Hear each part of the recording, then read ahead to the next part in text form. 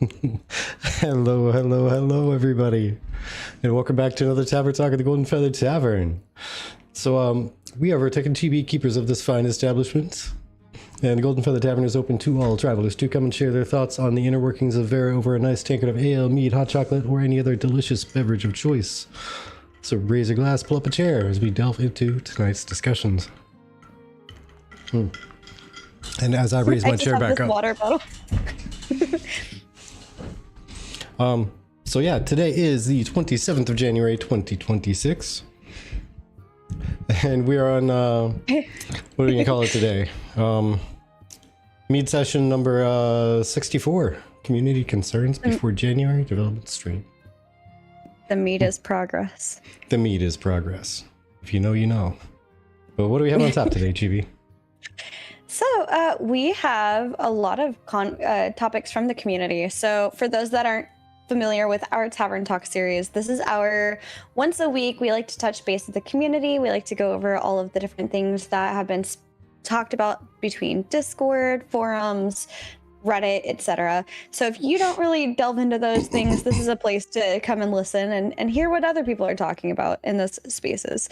So this week's topics are touching primarily on different things like I wrote this down. I'm so sorry. I'm a little discombobulated.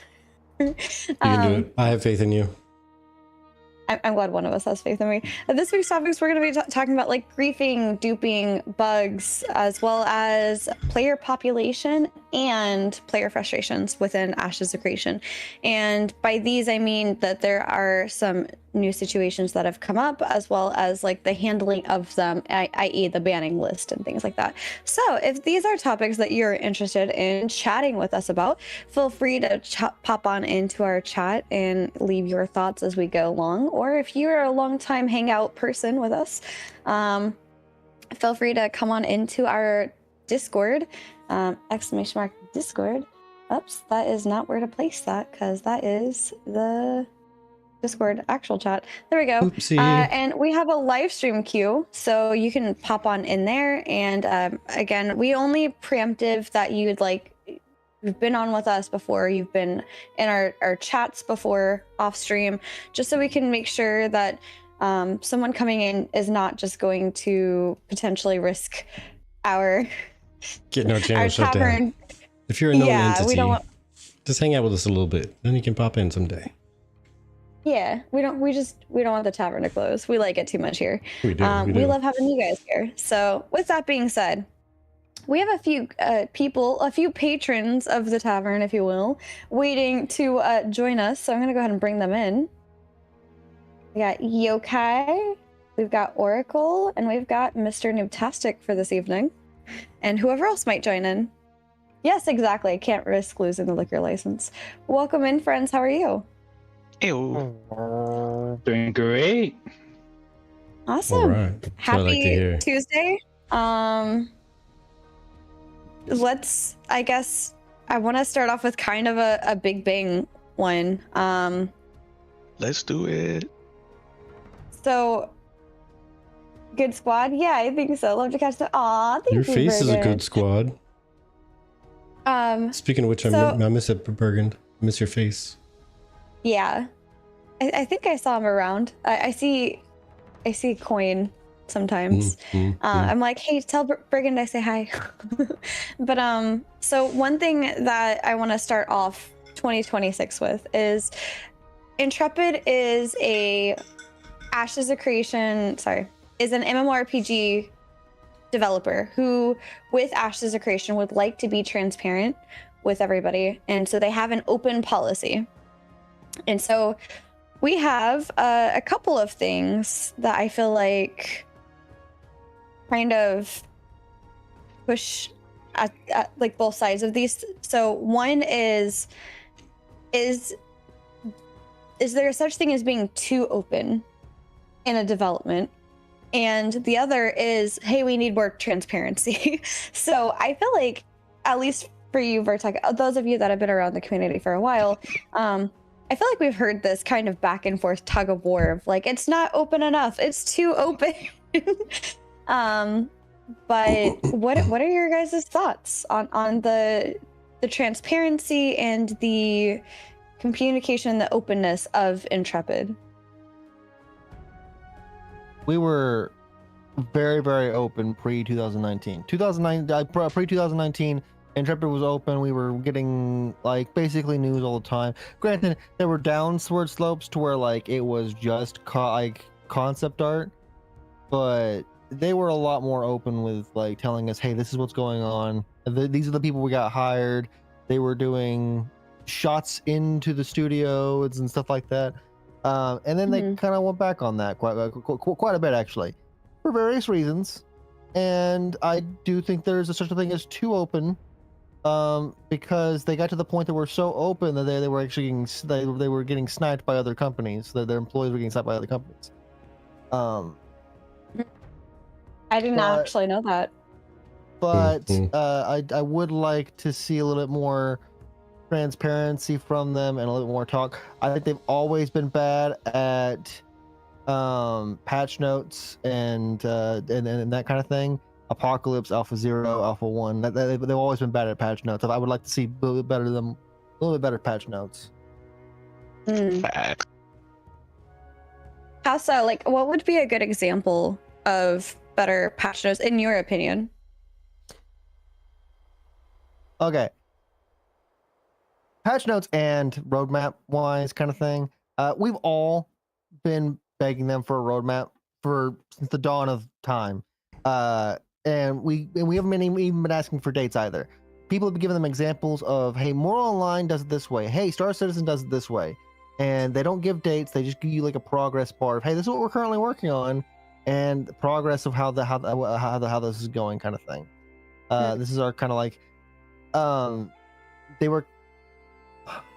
There's just so much to fucking talk about with that topic. That's a loaded topic for me. It is. It really is. Random comment on that. Could you imagine how it might go and how some people would kind of lose their mind if Intrepid had a progress bar, and if they had a setback for some reason, the progress bar went backwards? Oh, that makes me cringe. If the progress bar, so like, here's the thing: if you did it that way, you could call it negative experience. Yeah, experienced that. You could say you experienced that. Yes, had some experience. You say it has an XP that. Nice. That's a that'd be UX. great. As Just color someone it who has red. their UX cert, just no, that's bad. Let's not do that. If it Oh went man, I think it would be backwards, amazing myself if they didn't experienced it. If they had a setback. If my it went gosh. backwards for any kind of reason, then they just do a thing saying, "Hey, this is what will happen. This is why I went backwards." And yeah, so, like be a little bit. Okay. You don't have to go in full swing of, "Hey, tell us everything," but a little bit of like, "Hey, this is what's going on." They tried to do that at one point. Yeah. Sorry. No. I was gonna say I could completely like understand where you're getting at with that now.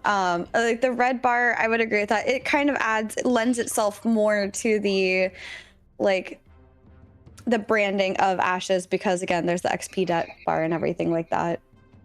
They don't even have to give us dates. We've been asking for this forever now, and we all know Intrepid's bad at dates. We all, it is so bad it has become a meme at this point. And 2019, 2020, they promised us that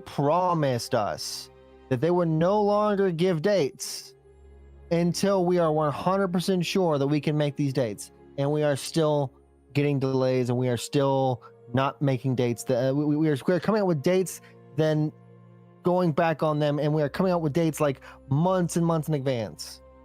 Yeah. We got big news for Alpha 2 come December. We want to have the character creator out before, and you guys playing with it before release Alpha 2. Alpha 2 release it's not Alpha, like December releases in Alpha 2. It's, hey, we're gonna come out with Alpha 2 in quarter 2 of 2024. Steven's version of 100% certain is it's definitely a possible maybe. Definitely a possibility, right? Fair. Okay. What about Oracle, Newtastic? What are your thoughts on the transparency of Ashes Intrepid? Personally, for it.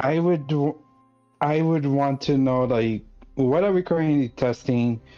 What are we waiting for, like, the actual systems to be implemented into the game? And like, that's a big concern that I've been hearing from a lot of people. Like, what is supposed to be doing right now? Lack of direction overall Yeah. for the players, not like necessarily for the game, just to add context, but for the players, like what should the players be doing right now? It's the big thing Yeah. for the PTR.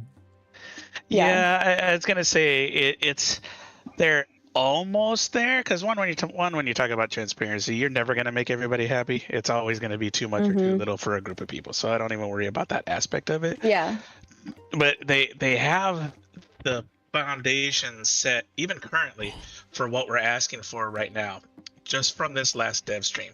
All right, when he talked about milestones, right? They stopped giving dates. They stopped giving a hard roadmap. They've even said that this coming roadmap isn't going to be really a roadmap like what we saw before. It's going to be something completely different. They're starting to change their phrasing to be milestone related. Okay, Yeah. so use that to do exactly what like Oracle and stuff was just saying about tell us what, and they hinted at it a little bit in the last dev stream where they're talking about the next milestone after Harbingers, we're going to be working on this, that, or the other thing, and then they started talking about multiple milestones in ahead. Give us a little more info about the current milestone. Hey, we're working towards this. Don't give us a date. Just say this is the focus for this milestone, and that's it. Right? You don't have to give us dates. Don't have to give us details. Just give us the list of things. Yeah. Example of Makes too sense. little information, too little transparency.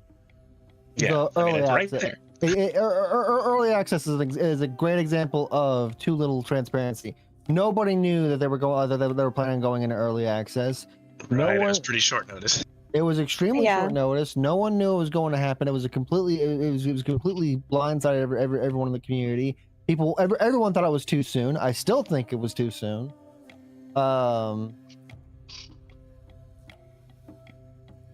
Fair. Let me grab Vonda in here real quick too. Hello, Vonda. Vonda. Vertic, what are your thoughts on the transparency so far? I think the that. team- And by the way, ahead. come on in there, Vonda. But I think that they were doing really great for a little bit there, but I think they got burned a little bit, and now they're like that person that has that ex that scarred them for almost life, and now they're kind of hesitant to be too open, which is what I term, Gotcha. how open is too open, right? Right. There were leaks here. There were, like Yokai was saying, there were employees being sniped because they were being featured and talked about, and their names were up on the website and everything.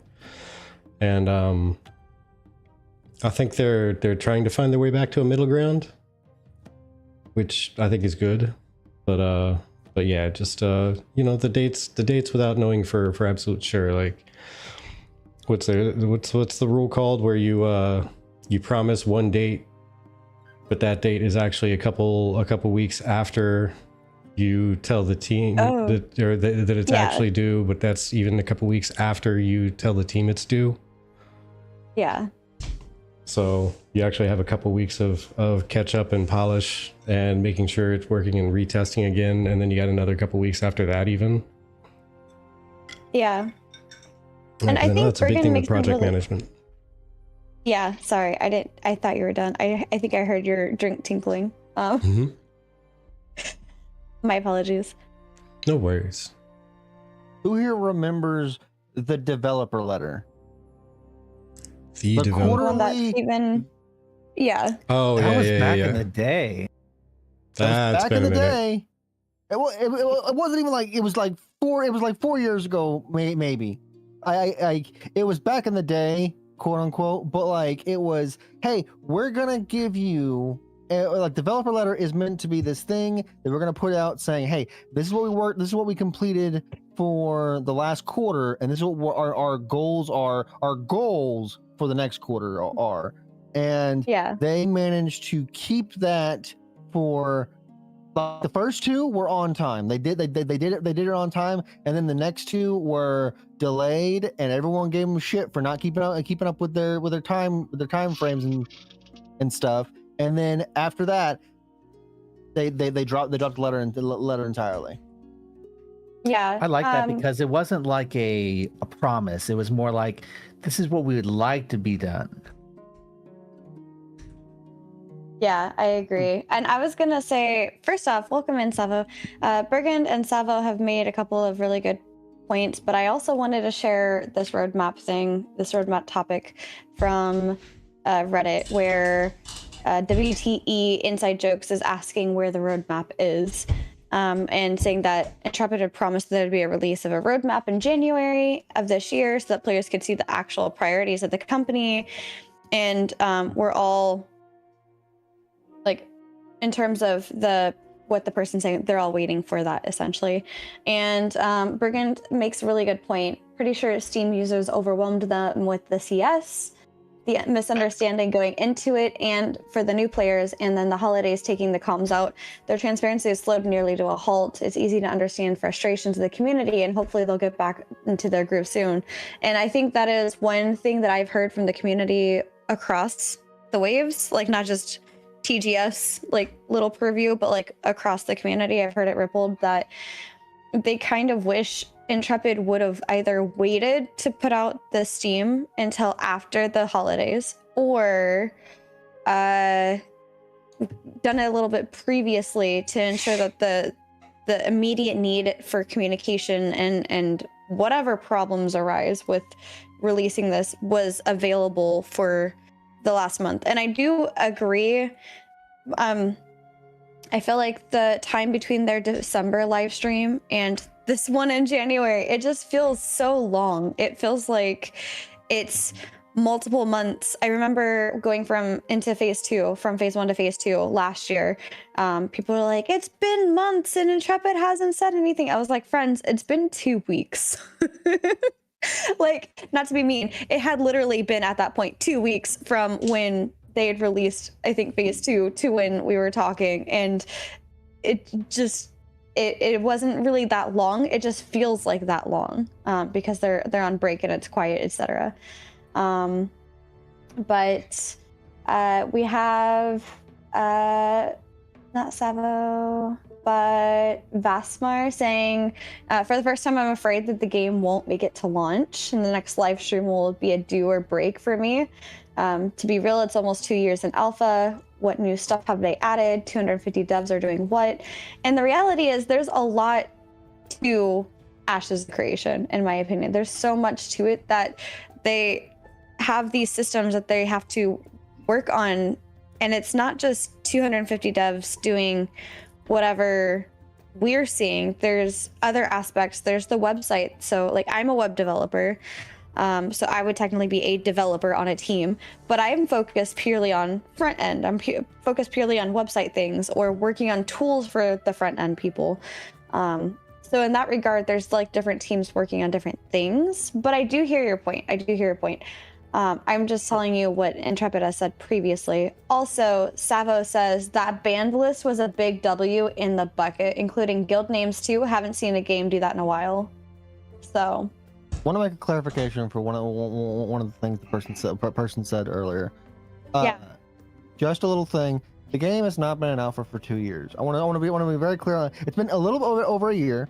A little bit over a year. To your point, not a whole lot has changed. To be fair, I agree with you on that point. But it hasn't been 2 years. It's only been like a year and some months. And the switch from UE4 to UE5, we all know was a very, very hard reset for Intrepid. Just to get that point, it is concerning when we hear talk about, hey, we want to be in beta by the end of this year, and hey, we were already talking about releasing, and we're already talking about cutting content. Like, that's all very concerning. That's one of those too transparent situations right there. Like, you don't say that even if that's what you're driving to. But just to give clarification, it has not been 2 years into the alpha. It's only been a year plus some months.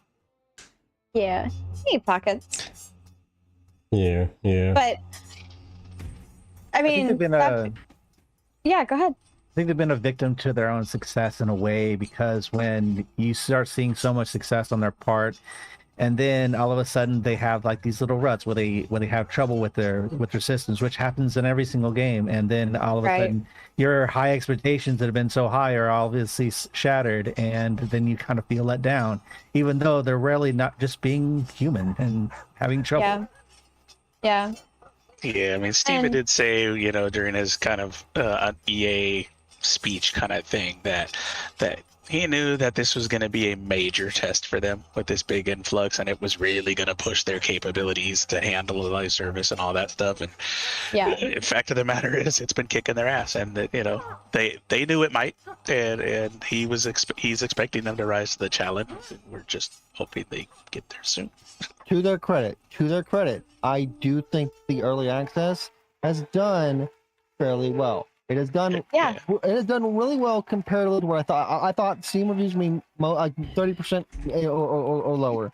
It is a mixed review right now at like 60. 60 so is it 80 now? Something like that. But I also like 60. I was gonna add, I also like going into the deeper, like more than 2 hours. If you go 3 hours or more, the reviews jump drastically. Yeah, that filter's amazing. Mm-hmm. Yeah. So like a lot of the negative reviews are within the first 2 hours of having Steam open at all for Ashes. It looks like. To the point of the negative reviews, I don't think that the game was being review bombed to like, oh, these negative reviews are just like the game is trash either. I think most of the negative reviews, you go through and read them, they are all very well thought out, like actual criticisms, like, hey, game is interesting, like, but like it's got these problems, like server problems, or fucking it's too early, or whatever have you. Valid criticisms in those cases, absolutely. Yeah, it's been a nice surprise.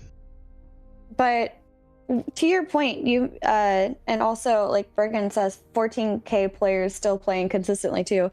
One thing that I think is important to bring up, because we've seen this every phase of the alpha, even very early alpha phase 1 to phase 2, is that you have this increase of people, this influx of players, whether it's because of a new release of items, like when they got into phase 3, for example, and they're releasing new things for phase 3, or it's going from phase 2 to phase 3, where I think they increased, or like even early access, I would say, where they increased the number of people that have access to testing, is my point. So it's either a big piece of content dropped, and that's the influx of people, or a big piece of access was opened, and that's increasing the number of people. But every time we get about a month or 2, maybe even 3 in, and then we start seeing that dip. And I think, to the credit of Ashes of Creation and the MMORPG player genre, we're seeing 14 concurrent still at the moment, and that is after a month or so with the issues that we're having. I think to be fair to that, I do think that, like I said, I think Ashes is doing fairly well. I think a lot of the new players are enjoying the game, because they're having that same feeling that we all had when Alpha 1 when Alpha 1 phase 1 hit. Yes. A lot of people loved experiencing the game. People are having that experience. To be fair though, I think a fair number of the people, like those concurrent players, are bots. Because there is a well-known botting problem, well-known RMT problem, and well-known cheating problem on the game right now. But yeah, we'll touch on that in a bit. Like I said, like I think the game does have a fair number of people that are new to the game, that are enjoying it, and because of that reason, they're new to the game. It has good foundation, and people are saying that. Yeah. And the point that I was bringing up is Fabulous Faye I think is concerned because we went from 32K to 13K. And I think oftentimes, especially those that are new to testing ashes, at least, I can't speak for every other thing, but it's just one of those things like ashes, because it's in a testing phase, is not in a keeping people interested phase. They don't have the content or the ability to constantly iterate and keep people involved. Like, for example, the story arcs. I think if the story arcs were in, that would be a major piece to keep people kind of interested, because now it's not just same stuff, different phase. You just kind of, you go in and you kill a bunch of mobs to level up because there's not really much to do questing wise, or at least now you can also progress pretty far just by doing artisan things. You don't have to necessarily just go and kill mobs. But in terms of the difference between phase 1 and phase EA, as I like to call it, 3.5. it's not much different. Oh yeah, it's not much different in how you level if you compare the two. There are other things in addition to, but it's not, it's still go out, kill mobs, level up. I think the decline in players has been fairly natural. Like we had less players than Steven was hoping for. Like he was hoping for like way more players to come into early access, but we have way less than that. Okay. But the decline, I think, hasn't been like a concerning decline. It's been a more natural decline, like you were saying. Right. And to your point, the game doesn't really have anything right now. The game is, hey, level to 25, and then grind for your gear. There's no like super in game to do. The world boss, harbingers weren't even working for the longest period of time. And from my knowledge, my guild's really the only one. Polar's the only one even doing harbingers, really and truthfully. Yeah, I mean, we knew that like harbingers was the big shiny new thing, and which we knew was going to be incomplete when it came in. They said that like all the phases of it wouldn't even be in, but then when the phases that were put in weren't even working until, like you said, very recently, well, that takes the shine off it, and what's left is just tweaks here and there to the same things people have been doing. Yeah, they made a lot of adjustments in Artisan, but the process that you go through to do the Artisan is still the same. So what's new for you to test, right? If someone's done it for 2-3 phases worth of hardcore testing everything they could possibly get their hands on when it comes to Artisan, okay, well, it's not really a whole lot for them to do, right? Other than what they've really been doing. Sports fishing is fun, but it's not rewarding. Sports fishing is probably the most like risk versus reward thing in the game, and it is not rewarding. Most people don't even want to touch it because they don't want to lose their boat. Yeah, yeah, there's that too, right? I've lost 6 boats so far. Oh my gosh, the gold. That's I made 40 bananas. gold fishing. Nice. That's awesome. That's over on Resna. You okay? Yeah, I was on, well, we're moving to Shoal. Like Polo's moving to Shoal now. Why? Because why? There. So all right. So EBC Wolves got hit by EBC Titans. Sorry, EBC Titans got hit by the ban waves kind of thing. So like the Aussie, like the entire like Aussie Guild Alliance that kind of disbanded. Vice's guild leader got hit with a ban, so Vice has been kind of inactive. You have Aura is kind of disbanded, so like there's not really a whole lot of actual PvP going on Resna. So like other than doing the Harbingers, Polar hasn't really had any content to do on. Like the wars have been, but we've been winning all the wars, we've been winning all the PvP, and we're doing Harbingers uncontested and been doing all that. So now we're coming over to Shoal, leveling up characters and hoping to get some content. What are you losing your boat to out while you're sport fishing then? Oh, that was early on in the server. So I had Ah. lost like 6. So to be fair, like Purple's still an active group that's on Resna, and I've lost like I've lost about 2 Purple. Okay. They're good PvPers. And they're out in the water poaching people and attacking and stuff like that. But they're being pirates. But yeah, go ahead. Sorry. On the topic of the Harbingers, did they ever fix that? My understanding was that was bugged, where like I think you were perpetually flagged at PvP. They turned off PvP in the area. Okay. That's Gotcha. how that was their fix for the perpetual PvP thing. Is you just no longer flag PvP in the event. Okay. Would that also I explain didn't why realize they turned it off. Me either, but would that explain also why the open world PvP, like lawless PvP zones that are supposed to rotate, also don't flag you? I don't even see the dynamic lawless zones popping up as events. I don't see them. Like I've seen them on the PTR. I've not seen them pop up in the world. Last I mean, this is about a week or so ago because I had a guest. We had a guest, but basically there's a region, at least in the Anvils, where it's marked as PvP on the map, but it's not PvP when you run through it. So I think it's a bug because I haven't even seen them pop up at all. Yeah. I've seen them, but nothing happens. Like it gives me a warning and saying you're going into PvP area, but I still go and I don't get flagged. Yeah, same. I can see the indications, but nothing happens. So I think it is bugged. I think nothing happens when you go through. Okay. Yeah, so that's yet another PvP open world type thing that's just not available for people as an option. They've taken away caravans. Caravans are no longer like a thing. I didn't know that. Well, the caravans are still in the game, but no one's doing them. Oh, right, because of the crates. The crate system is something that people would much rather do. Mules are just better than caravans, straight up. Yeah. Even with all the diminishing returns that are going through with all the nodes. The DR, the DR on crates don't.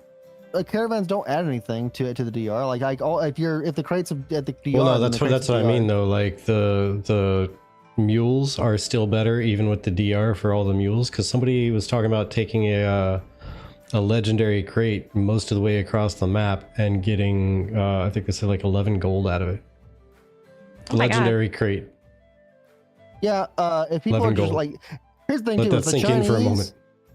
The Chinese, the Chinese guild, the Chinese armed tiers are literally running white crates to like all the nodes, bumping down the DR. Gotcha.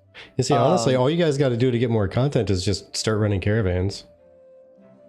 Well, here's the thing. Even if you run caravans, they're bugged. They're buggy, and so like if you wait like 5 minutes, the event will cancel itself, and then the caravan becomes immortal.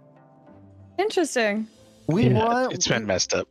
We've been running caravans because you have to do relics, and they bug out. We try to do scrims with caravans, and they bug out. Wait, so you can't complete them? What?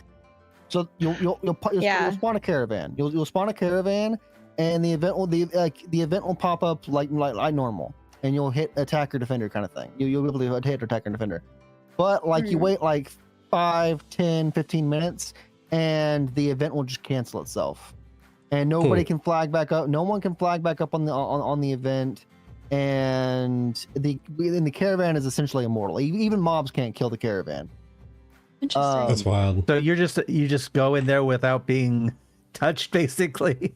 Basically, I mean, it was a pretty long stretch. Funny. It was a pretty long stretch too, where you couldn't even join as an attacker or defender at all.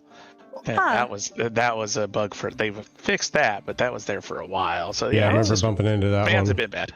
I don't think they they allegedly that. fixed it. They allegedly fixed it. I haven't tested it since. Because if you're not in render distance of the caravan, there's another bug of the caravans where if you're not in render distance of the caravan when it spawns, then you can't flag for the event.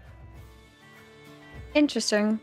I had a bug where I flagged for somebody's caravan just because I was trying to write up like how to join a caravan thing at one point, and I left it, and then once I left it, none of my characters could flag on it again. I don't know if that was intended or if I like encountered a weird bug with that. Nah, it's been broken. I don't know Okay. who's wasting materials running a legendary crate though. Like you should be using those legendary materials in something else. I wouldn't. Like the lowest There's I that too, right? personally, the lowest I personally would run is a heroic crate, and then the highest would be an epic crate. It sounds like something I would do. Like I'm the type that would just see, like, I wonder what would happen if I just Yeah. halfway across. I would do that. Curious. Well, that's Yeah. what it was. It was somebody posted how up many on. times are you gonna do that? Yeah, exactly. And that's the I thing. mean, I It was, only do it was a once, post and on then I'd be Reddit. like, hell no, I'm not doing this again. That was exactly their response too. They were like, I just wanted to see what had happened. I made a blue, and I made a yellow, and then I made a legendary, or it was a purple or something, a legendary, just to see what had happened. Yeah. I'm either going to be the biggest internet idiot ever, or I'm going to strike it rich. Who knows? One of the two. Yeah, the Yeah. person, sadly enough, their mule got bugged, and they couldn't sprint the whole way. Like early on, it bugged, so they had to walk the whole way, and they had 3 bags, or 3 crates rather. So it wasn't like they could do I've had- something Oh like no. put the crate on your back and later. desummon the mount or anything. Yeah, it wasn't an option. I mean, So- they could have brought it to like a storage and put the crate in the storage, desummon them out, resummon them out, and then took the crates back out. But Well, see, the thing is that Yeah. they were saying that they planned out a route that had lots of ember springs on the way, which to me sounds almost like they were probably even avoiding settlements. Just kind Yeah, of that makes cruising around sense. the outside of just everything. in case they died, they could get back to it fast, possibly. Oh, Yeah. I'm sure they were sweating bullets the whole time. Oh, Yeah, yeah. probably. Well, Poor yeah, that's person. That's what the person said is I was so stressed, I was so anxious. It was a terrible experience. And then at the end of it, and they showed their screen. It was like 26 gold in total after selling Oh 3 my God. crates and still having some gold on hand beforehand and checking mail and getting some gold from that. And the mats of those crates would sell on the market for way more than that too. Hmm. Yeah. Well, they Oh said my it was like gosh, that's 60 crazy. gold worth of stuff that they turned Yeah. into a mount and the crates and everything. They invested all like 60 gold into it. It was 60 or 40. I think it was 60. But and then they made that trek and they got back 26 gold. Yeah. Wow. Like that's bananas. Is it wrong for me to not like the fact that the more you turn in certain crates, the lower the price becomes? I know that's the way it works in the real world, but it just makes it super annoying in game. I mean, I think It's like I understand why they were trying to do that to kind of, obviously it hasn't worked, right? Because it was kind of take away from some of the bot action. Haha, that worked. Yeah, a lot of stuff like that, right? And to encourage you to not just go the one route back and forth constant. They wanted you to explore and take different routes to hopefully be more, points of contention or opportunity for conflict and all that stuff. force Obviously, people it into just- alternate routes. Yeah. Well, this is Yeah. a one-for-one good copy of how- intent didn't work. This is a one-for-one. It's a one-for-one copy of what Arcade does. Arcade does the exact same system. You have DR crates. Like it's supplying. It's mimicking supply and demand. You run too many of the crates to this thing and it diminishes things. So it does incentivize you to do other routes and to take it other places and stuff like that. So you're not diminishing too frequently. But the difference is that Ash's DR is up for way longer than what it would be inside Arcade. True. Arcade's DR would reset, like I think it was every 24 hours or whenever the area that you were delivering it to would go to war. Every time it would go to war, it would also reset the DR. I That's remember fair. when they first came up with that system, like it didn't reset, and they had to do the resets in order for the price to reset because people were just doing way too much on those trade routes, and so they had to do it because of I think they underestimated like how much trade people do and will do in a game in order to be able to get money. Well, Yeah.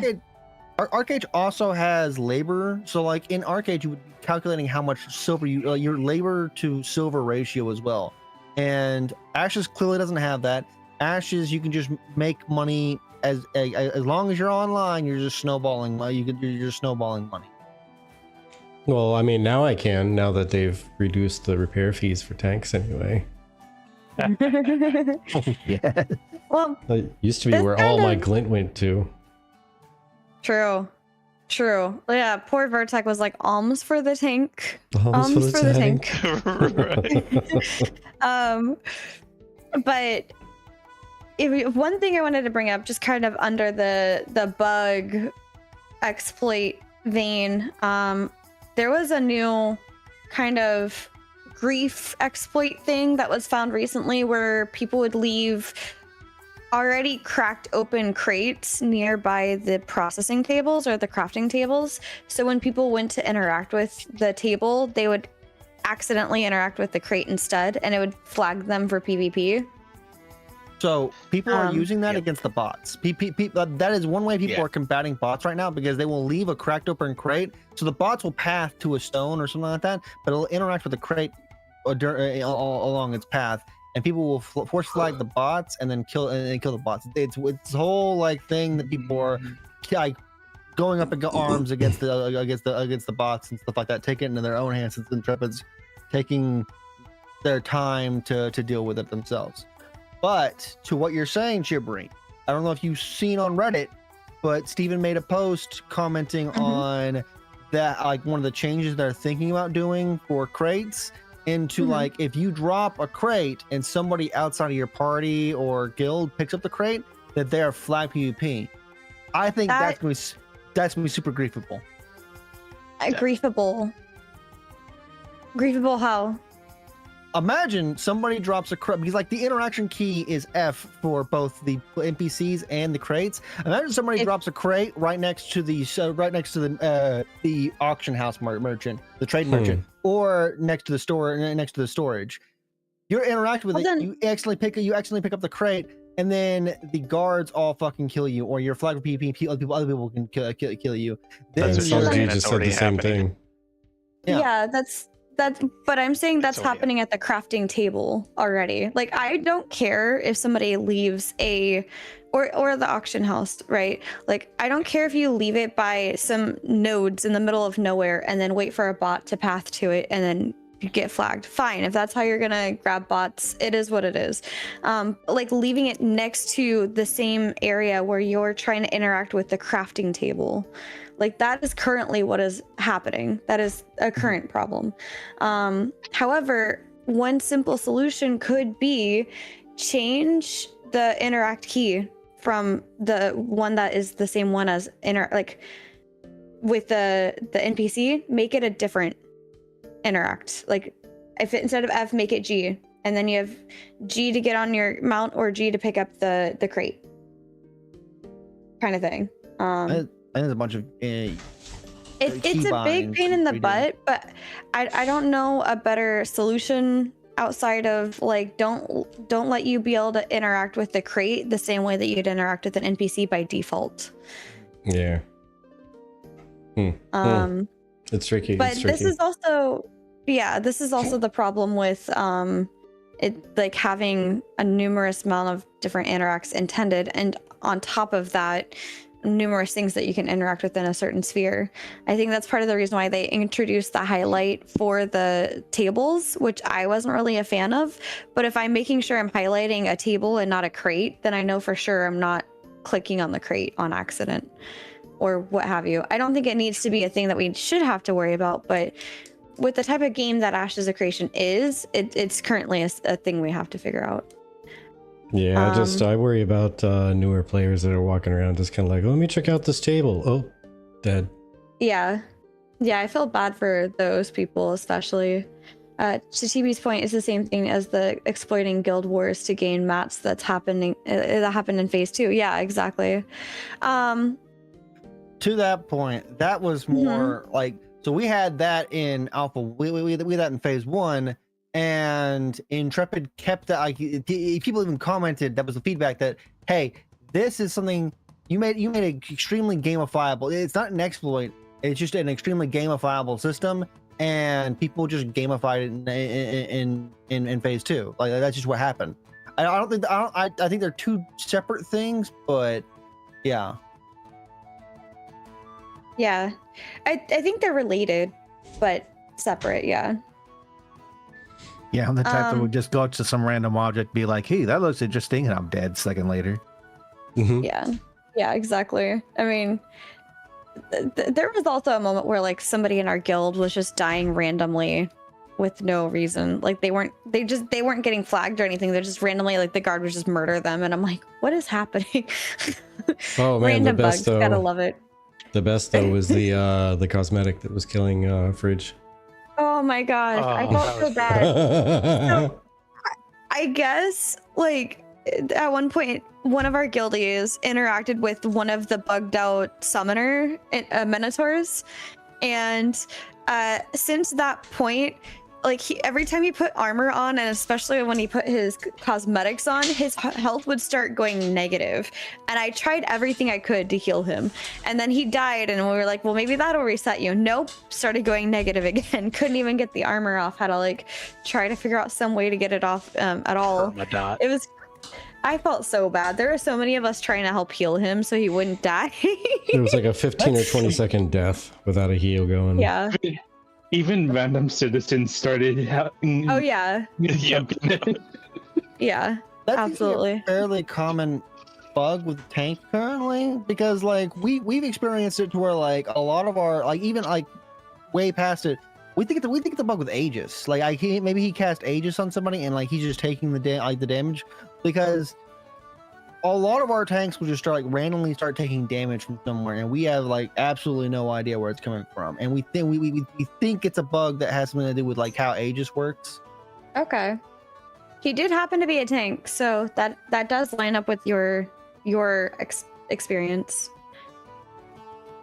Yeah, because that was one of the big bugs from the previous phases of alpha, where tanks could get basically unlimited mitigation by using Aegis and like another skill, and it would just lock them every time they popped it. It would just increase it up.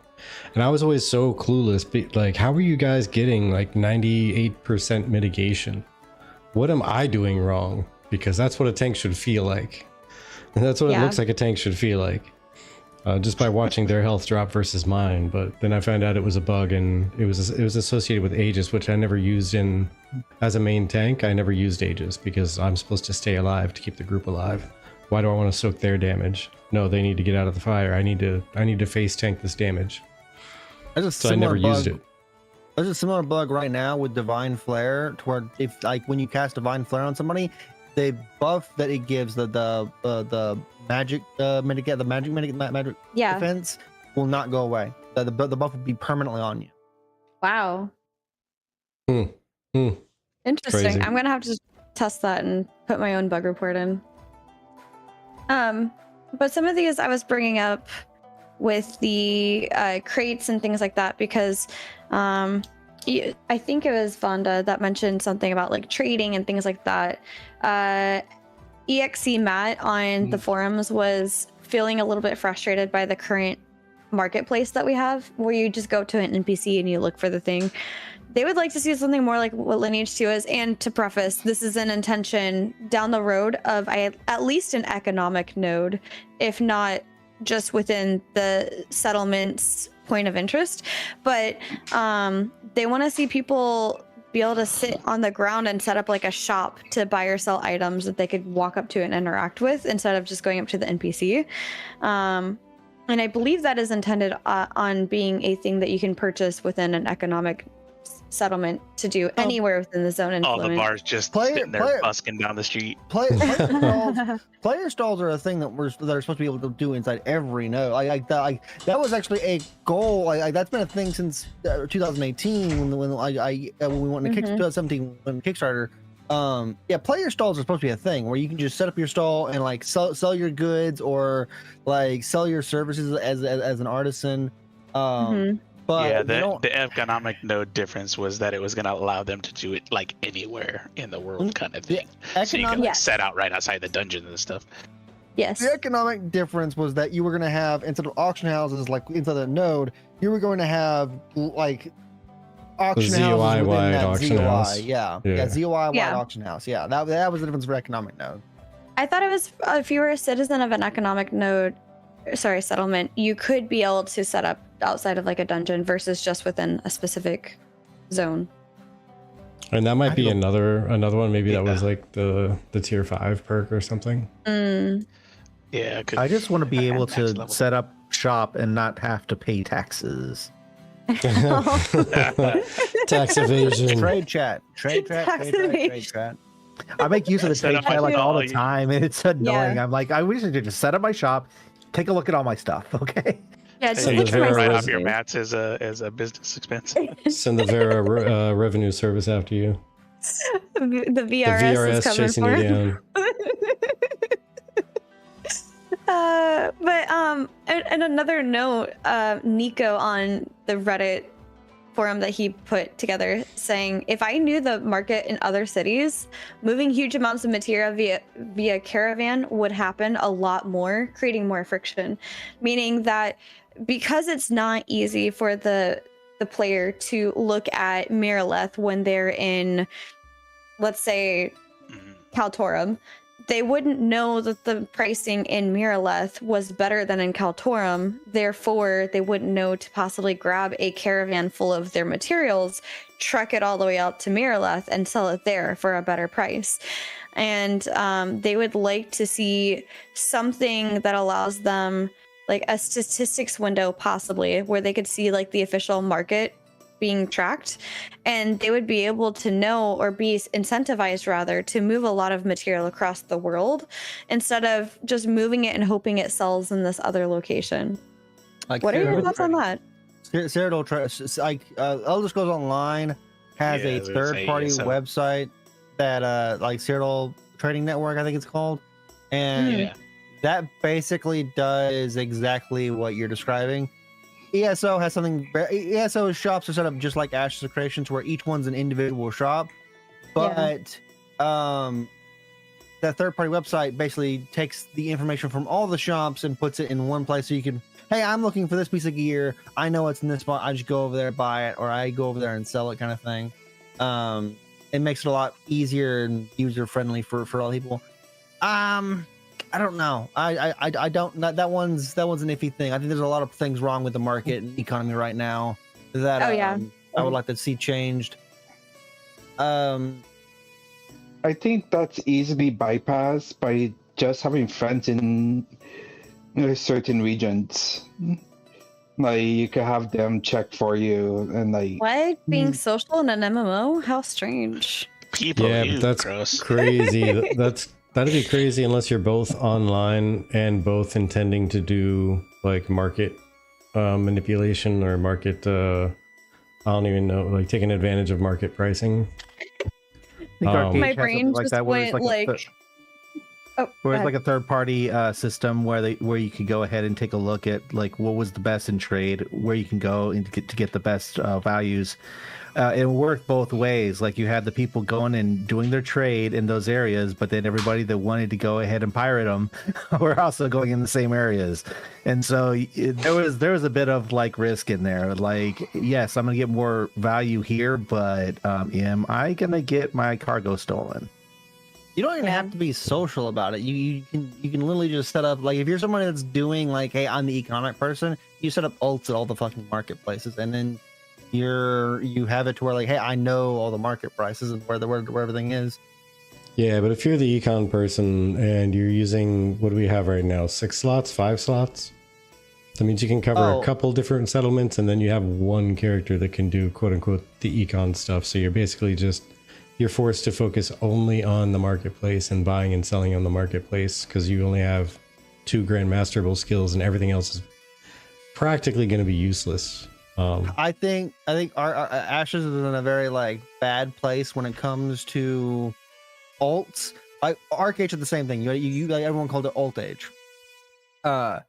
If you want to be wealthy, if you want to be competitive, like if you're somebody that's being like, I'm hardcore, I'm competitive, I'm a hardcore competitive economy based person, then you're gonna have alts in this game. We already have people that have 3 alts, and they're all setting their alts on follow with the mules, with the trade packs, and they're running like 9 packs at a time, 12 packs at a time, with all on the alpaca mule, and they're just running, they're doing their train run and turning that in, making big gold. Mm. It's same thing with like crafting. Hey, I want to do crafting. I find it annoying to have to like, oh, I can only be citizen of one node and get the node benefits here, but I need to be able to get the node benefits of several different places. Well, you have your old, you have a bunch of different alts in all these places. Freeholds, like the game is so alt heavy and going in an alt heavy direction that it's actually very concerning for me. Gotcha. Yeah, I'm kind of worried about that too, because I saw that in Arcade, like, and I did it too, because I was like, I can't beat them, might as well join them, and so I was doing like 36 packs at a time, four full carts, eat 9 each, doing 36 packs, and just following all the way to the destination. It really sucks when you have to do that. What that really translates into, though, is they're spending all their time doing that rather than playing other aspects of the game. And some people are going to say, well, yeah, that means they're not going to be PvPing. Well, yeah, but that means they're not going to be enjoying like your favorite part of the game. They're not going to be cramming into like the PvE areas or taking your spot in the 500v500 like node siege that's supposed to destroy a settlement. So this economy person's going to be hanging out on the sidelines having to do economy stuff. Well, all right. So like the argument there is that they can actually do that stuff faster and easier than you can, because they'll make gold way faster than you can. They'll make all their gear faster. You say that, but why aren't you doing that then? If that's the case, why isn't literally everybody doing that? If it's so incredibly like much more efficient to just focus on economy. But I'm just saying, like, why isn't everybody doing that? If it's that much more efficient, it's that much more effective. It's because people don't like to do that stuff. People don't want to do that stuff. And so some people aren't even doing economy stuff. They just don't want to touch economy stuff. I don't want to craft. I do gathering passively while I go out and adventure in the world. No, 100%. But like I said, like if you're trying to be the hardcore, if you're trying to do, because the game is heavy economy based. Like the heavy game is like, if you're trying to do like content, if you're trying to get gear made and stuff like that, you need gold. The problem right now is that crates are like one of the only viable way of making gold. If you when like they need other, like I argue that like fishing needs to be more profitable. Treasure maps need to respect your time and be more profitable as well. And I also think that glint grinding, mob grinding, and getting glint, while not the best way of making gold, does need to be a viable way of making gold for people that want to do that kind of content. As people have other alternative ways of making, like actually making gold and doing other forms of content. Right now, it's just crates and only crates, and like it is like a lot of people find it boring content. A lot of people don't want to interact with that stuff. Well, I do miss your trade. Oh, go ahead. But that I miss the treasure maps. That was a big thing in Arcade, and when I tried treasure maps in Ashes, it just felt really dragged on, really boring. When I was finished, I was like, all that work for this? I felt really let down. But that was just my 2 cents. I love exploration in Ashes. It's an Arcade. I loved deep sea exploration and treasure maps in Arcade. I love that content. I'm with you right there. Ashes of Creation, they fucking suck. Yeah, I mean, it's the same way. They don't respect your time, and they're not rewarding at all. Well, to be fair, they're also currently working on them, so they at least acknowledge that they're not good. So that's a start. Like if they thought they were good and they sucked, then that's a problem, right? But they're like, yeah, they suck. We got to do something else. Okay, then I can wait. Yeah. I miss the whole ocean thing, like having sea battles, like fleet versus fleets. That was a lot of fun. Like I really enjoyed that. Yeah, being able to customize your ships, taking those against other ships, that was a lot of fun, and I really hope that Arcade can like pull that kind of excitement out. Ashes Creation. Ashes Creation, yeah. Ashes of Arcade too. I got yes. But real quick, no, I wanted I think to go back and sorry, protect. yeah, just a comment I was trying to get out a minute ago was that I think the people who are absolutely obsessed with economy stuff and are really trying to take advantage of it is kind of counterbalanced by the people who don't care about that. They just want to go out and adventure. Yeah. They want to PvP. They want to do PvE. They want to do everything but economy. The most they might do is they might grandmaster some gathering stuff so they can gather good shit along the way. And Well, my there's part about a good number of all them. My part about the crafting was how unrewarding it was, or no, well, actually, it just takes you a while to finally get into it to where it becomes profitable. Processing your world is Processing is your world is murder. over if you're trying to be a processor. You're not going to make your money unless you know a lot of buyers. Mm-hmm. That, and honestly with cooking, I'm a little bit upset at cooking right now, because you can go to a cookhouse and you I can gave up buy on cooking. yeah, you can buy some of the most accessible to make for people and try to make money foods for cheaper than it costs you to process the materials and buy the vendor items. Like, that alone costs more than it costs to buy it from the vendor right there at the cookhouse, and that kind of really bothers Vendor me. consumables should not be a thing. Vendor consumables should 100% not be a thing. It takes away from artisan classes. Vendors It should is an 100% awful be thing. recipes only. I'm okay with, and see, this is even as like someone who's trying to main cook and farming and, you know, all the stuff that supports cooking, basically cooking being the pinnacle of what I want to do. I'm okay with there being consumables on vendors as long as they are lower quality. Like, they shouldn't be the same quality. If it's a level 20 food, it should be the power of a level 10 food or something, you know what? Just like half the power. So just make it so that people like poor person so and so can go buy a thing that's barely going to get them by in the consumable world. But Why'd you people look who at me when you actually said have poor made people? I did not look at you. I looked in your general direction. You happened to be in the way. Okay, I was looking at the horizon.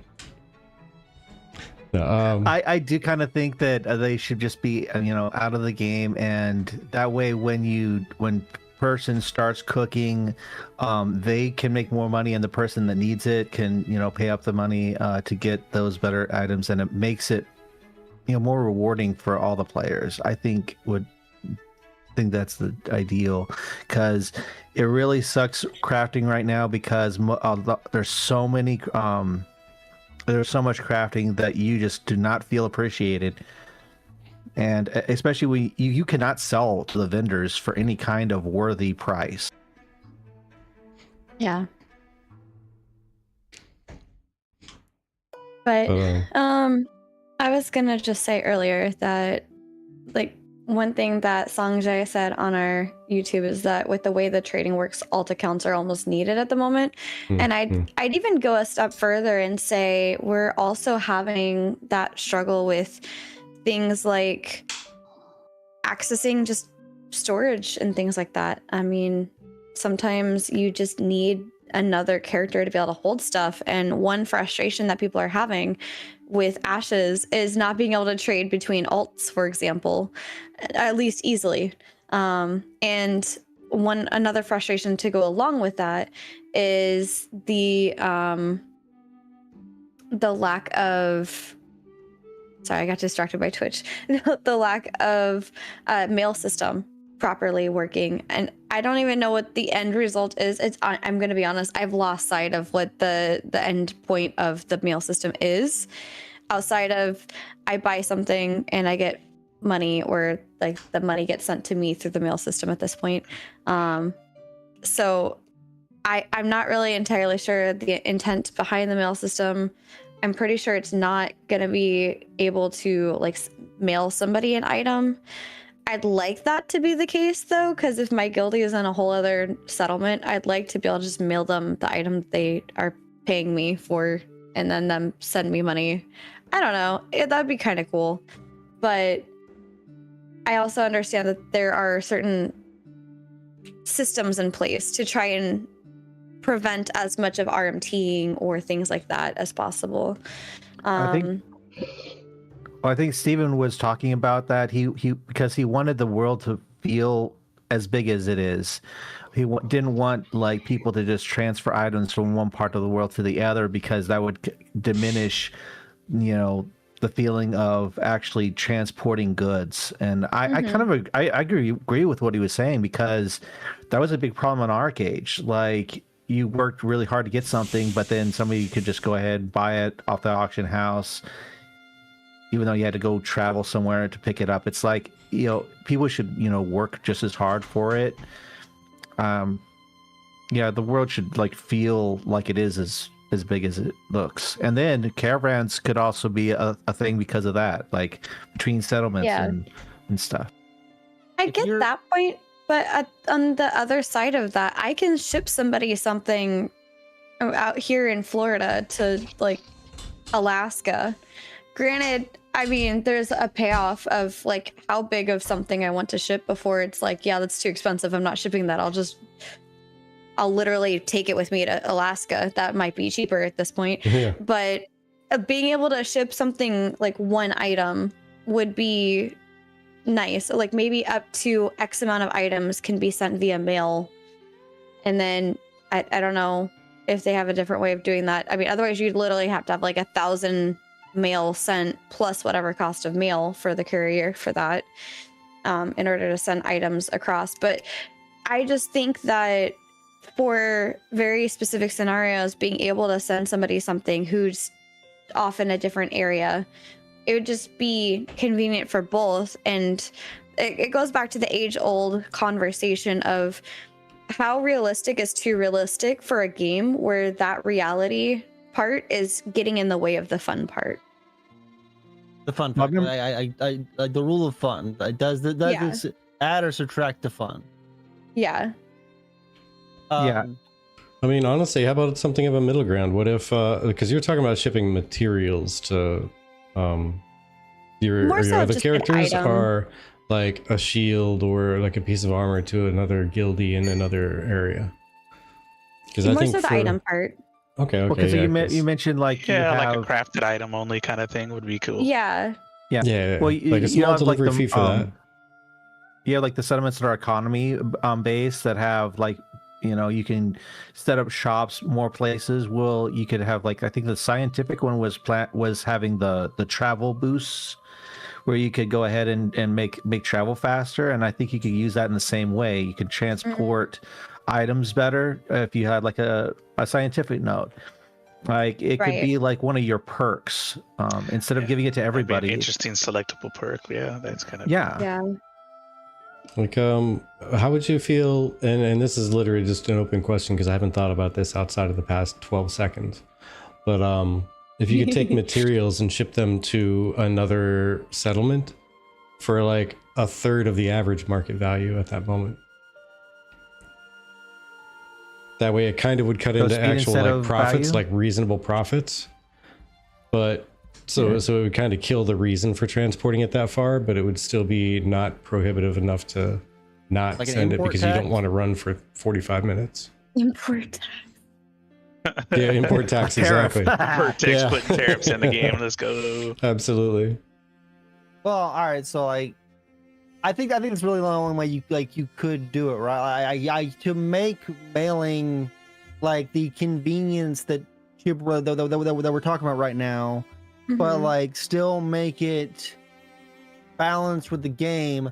I think you'd have to put a monetary, like, hey, I want you're charged for mailing this to this, and then also I've seen other games do this. I find it annoying. I don't want to see this in National Discretion, but I've seen games do it to where like, hey, you mailed it, it's got a delay on it, so you can't, so that the recipient doesn't get it until like X hours later or even a day later. Kind of thing. Yeah. And I would hate for that to be the case, but games do it to balance out their trade.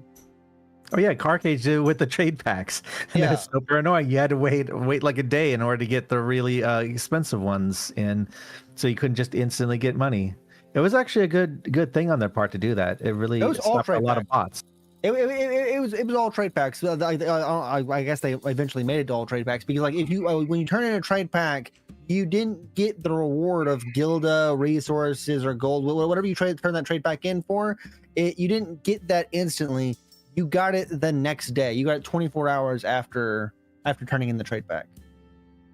Yeah, Yeah, people yeah. didn't really care too much about like if you had like a 1 or 2 packs, but when you had like a ton of packs and you had a ton of cash that was coming in and you didn't have access to that immediately, that's why people found those annoying more than anything else. Ash just wanted to do the Wasn't- same thing. Sorry, Jibber, go ahead. I was gonna say, wasn't there a similar thing with the caravans? Yes, Steven had mentioned that like when like he wanted to make it to where when you brought resources in via caravan, that those resources had a like 24-hour hold on the resources. There you couldn't blow up the economy of a node because they wanted resources to play a much bigger role than what they're playing right now. And so like if you were trading sandstone between the desert to the riverlands, like that sandstone was actually supposed to have a value in the riverlands, like because it didn't naturally come from there, right? That isn't how it currently works, obviously. And I always had the problem of, well, if you do this, Steven, then people are just going to run resources on mules for 3 times because people don't like be time gated. I mean, even if you Yeah. time gated it, what's that really going to do in the end? Like, it's neat to talk about and say, well, what if we put a time gate on it?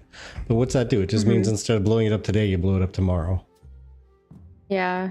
No big deal. Well, I think one big thing was the mules versus the caravans, because when you destroy a caravan, it's done. Like if you really spend a lot of money on that caravan, that really sucks. But Yeah. a mule, it just respawns. Like who cares? Yeah. Well, this was. I mean, you lose whatever got murdered. You lose whatever got murdered, but like you can recover from that a lot better. Yeah. To be fair, this Yeah. was before the quote unquote Tetris style bag spaces that we have now. This was back when like the thought process was, oh, everything's gonna be weight based, and this was also before the current mule version. But like the thought process was to what Vertec was saying. The thought is like, oh well, resources are selling really great in this node right now. I want to transfer all my like a massive amount of resources over there and make bank on the profit. Well, now you have a hold on it, so you're not instantly making bank. You're not blowing it up. You're not inflating the economy with it. You have a hold on it, and so like the economy can more like naturally be based on that. But again, I thought it was a stupid idea. I like then you could just circumvent that. There's a million ways you can just circumvent that. I mean, not even circumvent. Yeah. You don't even need to circumvent it. You make it the last thing you do for the day and just leave it there. You come back the next day, you start doing some stuff, and you waited a day. Yeah. You blow it up tomorrow instead of today. So instead of running it on a Friday to get all the weekend sales, you run it on a Thursday. You drop it off. You leave it there. Friday, you come back. It's already there. More population, more people are there, but you already have your goods there in town, ready to sell. The end. Yeah. Real quick, a couple of things from the chat. Yes. First off, Hold My Beard, welcome in. Hi, friend. Says, I think more end game gearing options outside of a craft grind would be nice. And we were having a whole conversation in there about, having them be gear drops, just not at as rarity as you can make them. But I think that it is important to have options for gearing, especially towards end game stuff. But I think another point that I brought up was I don't think we're at end game or even close to it yet in terms of as Mr. Newtastic brought up in the chat. Right now, a lot of people are extrapolating from what we're seeing as being the potential for end game, but we're both thinking it's probably going to be a bit different than what we currently see, because technically at level 25 you're like halfway through the intended max leveling. Level 50, yeah. Yeah, so basically you're roughly halfway through it. You're technically 5 levels into when you're expecting to be able to get the secondary archetype. And so if anything, this is where the real game begins, because you finally unlock all of the cool parts of it. Having alternate ways of gearing an end game is a very tricky topic to it's a hard thing to balance. It's something we discussed when I was on here with on the tavern with the artisan summit. Yeah. If you do that, then the problem with that is that it makes crafting invalid until super end game. If you can get gear at that point, then if you can get gearing from mobs, then the rest of the game has to catch up with player progression. The nodes have to level up, crafters have to level up, and buildings have to be built. Freeholds have to be bought because remember, freeholds are the how you do processing. Well, there's a couple different things. There's a couple different things that I'd have to contest that real quick before you get too much farther. And that's assuming that every piece of gear that's found along the way is always recycled back into the economy after every person uses it. That means they're going to buy it and then sell it at less money than they bought it for every single time, and nobody's going to deconstruct it for materials. Nobody's going to just sell it to get money back at a vendor because the price gets so low or whatever. But also, like, one big thing that can happen to combat that right out of the gate is just making rarity gear drops more hard to come by than rarity material gathers, or rarity material drops, even, for that matter. That plays absolutely no factor into it, because, like, if you can just whites right now even feel strong. Like, we want the game to feel rewarding 100%. I'm not arguing against the game feeling more rewarding, but if you have, like, I can just get like whites from a mob drop, then you can just keep progressing. You don't have to worry about gear for right now, because you can just keep progressing until 50. And then you have your gear at 50. You can get like whatever even if it's just white, you can get like the bis at white and wait, and then you're just kind of like waiting for the rest of the game to catch up. But you know what that means, though? For one, that's actually kind of a silly thought in my opinion, because how many pieces of gear do you find even currently, or at any given time, at the peak of gear dropping in any of the alpha phase? How much gear do you find between levels say 8 and 18? Because that's the time when you're actually in an area that's level 10 to 20. Not a lot. You're not going to fill out your whole gear set that way. People are going to want to gear up. I have people in my guild that fill out their entire gear spot with mob grind gear. And those are insanely lucky people. It's actually faster. I mean, it was actually faster. I tried crafting, and it was just easier to go and farm the humanoid mobs and just get gear for that way. And it was faster. It leveled up way, and then crafted afterwards. You people are insanely lucky then, because I went from level 1 to 25 and I still had level 1 to 10 gear on me because I didn't find replacements for it. It honestly depends on where you're farming, what mobs you're farming. 100%.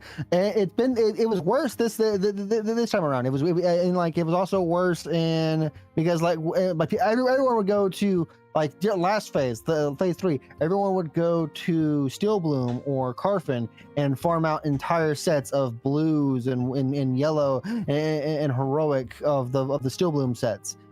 It was way worse. It was way worse gearing this time around, but people were still doing it. But, like, you can totally gear yourself out, but way faster than it takes for everything else in the game to catch up. And that was the problem. What we were talking about, we were trying to solve and talk about in the summit, is that, like, if you have mob drops, then the importance of gear crafting just kind of falls along with it.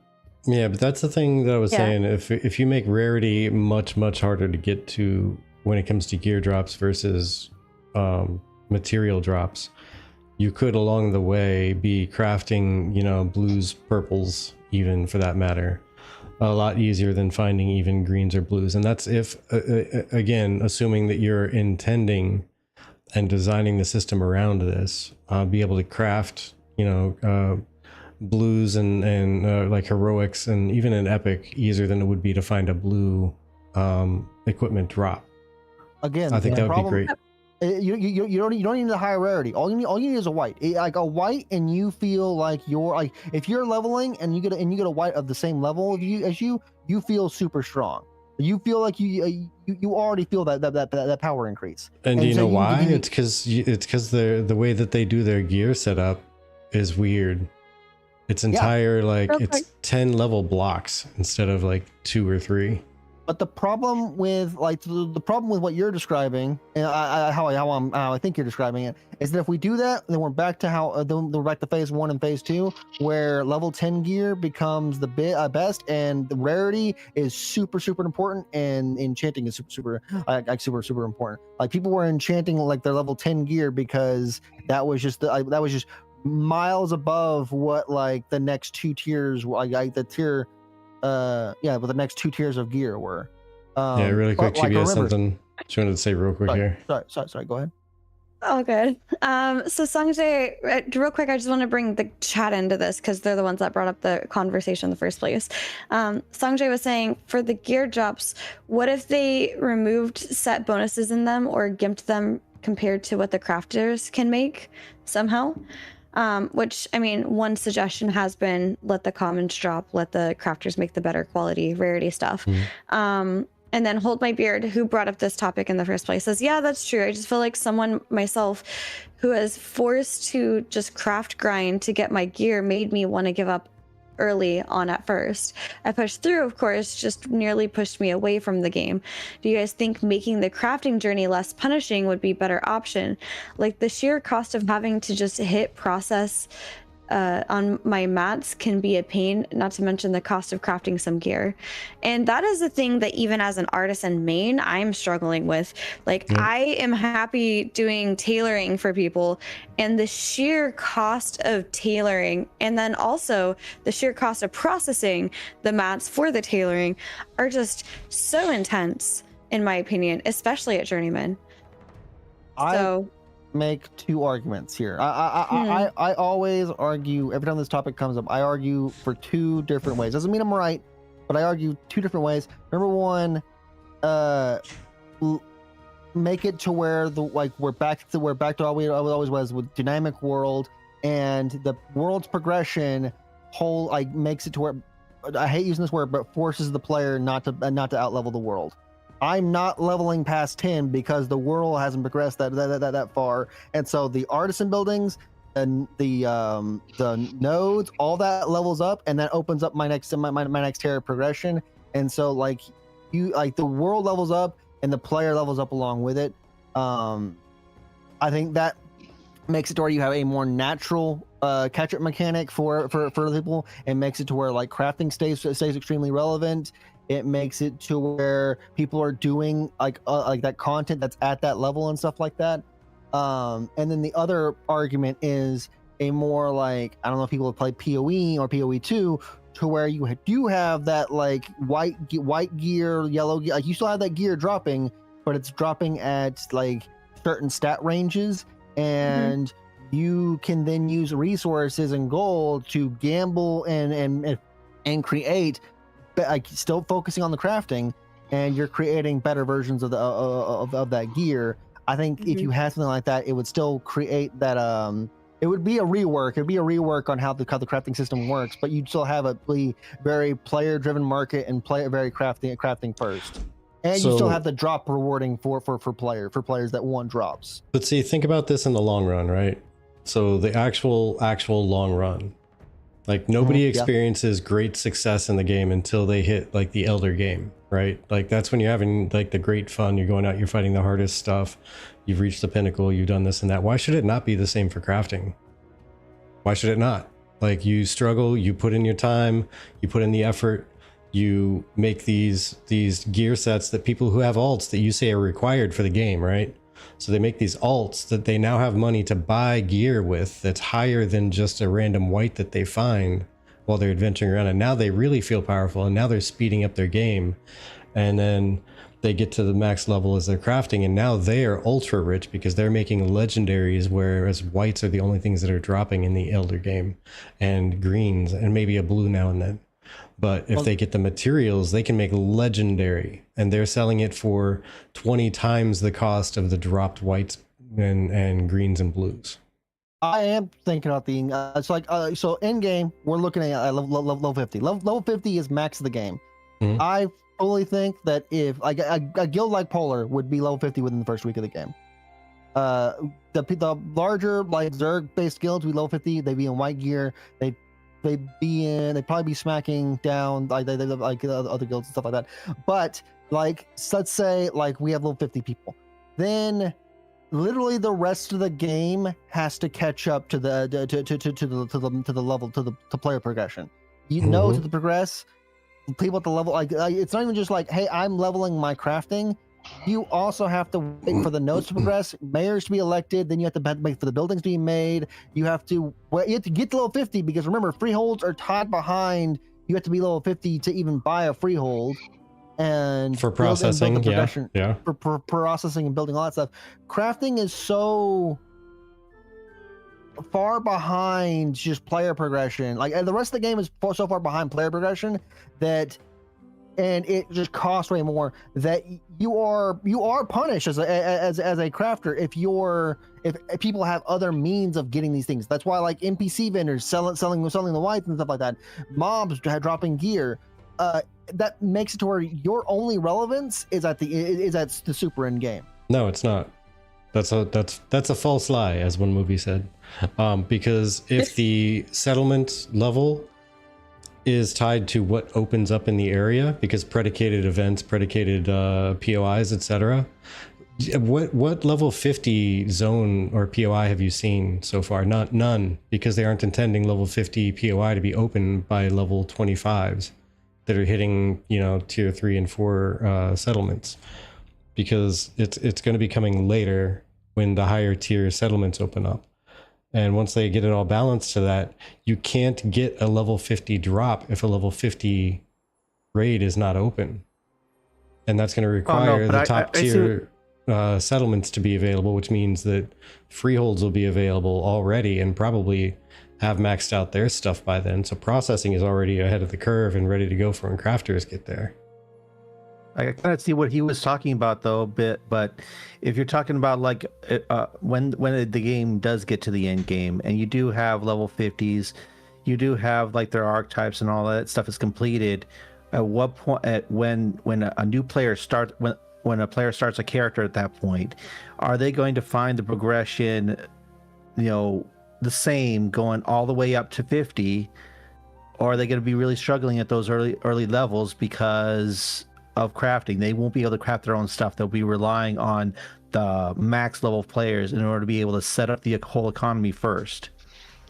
Actually, that's the thing. I disagree with that because sorry, Vertec, you can go ahead. I was just going to respond to that really quickly and just say that, I mean, that's the thing is I'm also all for making the earlier levels easier for crafters. It should be easier to approach and get more difficult as time goes on. But at current, when you have apprentice and journeyman costing like hundreds of logs to make one single item, I think that's a little bit ridiculous. It's a little bit excessive. I agree. I think Ashes has a unique way. Ashes of Creation actually has it to where it has a more natural catch-up mechanic to the game, to where if you so a lot of the problems that I am saying are literally problems that really only affect the beginning part, like the first month or so of the game. First 3 months of the game, we'll say. But if you're a player that comes in later, then the crafting's already been leveled up. There's gear on the market and stuff like that. The nodes have already been leveled up. You already have level 50 people to progress you. It takes my guild 2 days, 3 days, maybe max to get to 25 right now. Mm-hmm. And if we power level, and then like say a patch comes out and or like rogue or a new class comes out, summoner comes out, then we are able to level up, or like we want to level up a new tune or something like that, then we're able to level up characters within an afternoon. But like the game makes progression so much faster the more the world is developed. So I do think that the world has a more natural catch-up mechanic. I'm not too worried about new players coming in. I am more worried about the first the first wave of players. Yeah, new artisans are going to be the tough call, and that's because it's not very receptive to new artisans. It takes a lot of effort to get your stuff leveled up compared to just going out and grinding to get your adventuring level up. And that I would absolutely agree on, by the way. I don't see it that way. Like a fully developed server you have multiple stations you could go to get your stuff leveled up. Yeah, Like you don't have to stick to your own node. You have like 5 around you within your biome alone. You have so like say you're a new player. Like, are we talking brand new? Like the server just released? Or are we talking like an artisan that's coming in a month later? If you're an artisan coming in a month later, then you have a month later. Okay, so month later, if you're an artisan, you have EXP scrolls, you have potions, you have the food that give bonuses. You have node bonuses that say like, hey, this like you have bonuses to XP and like the crafting XP and stuff like that. You can level your crafting you can level your artisan substantially faster than a artisan. It is not that. It is not. It is going like, and you have the same problem that a new player had, where it's not it's not profitable whatsoever because people can just get gear from mob drops, and you're not relevant until end game, but you're doing it so much faster. You're able to get to the end game so much faster. The problem is going to be because right now we're seeing it even right now is that the recipes that are important will be gate kept by certain guilds and certain people. So yeah, I mean that's going to be a thing for most things in the game. But real quick, just had to dive in and interrupt real quick here.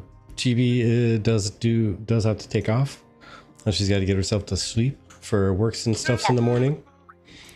And welcome in, Gladys. Hey, welcome on in, Vladis. Thanks for bringing your friends over. And welcome on in, everybody. You guys are just in time for the after party. Yeah, just in time for the after party. Chibi's taking off. The boys are going to party. It's going to be great. It's going to be great. Yeah. It's the after party. I have to get up and do my cleric training in the morning. So I have to go to bed. So, but welcome in. And you guys enjoy your conversation. I've been enjoying listening to it so far. So. Yeah, the adult in the room is leaving. I have work tomorrow. Wait, well, hey, you have a good rest too. Get you around next time. Thanks for hopping in. Bye.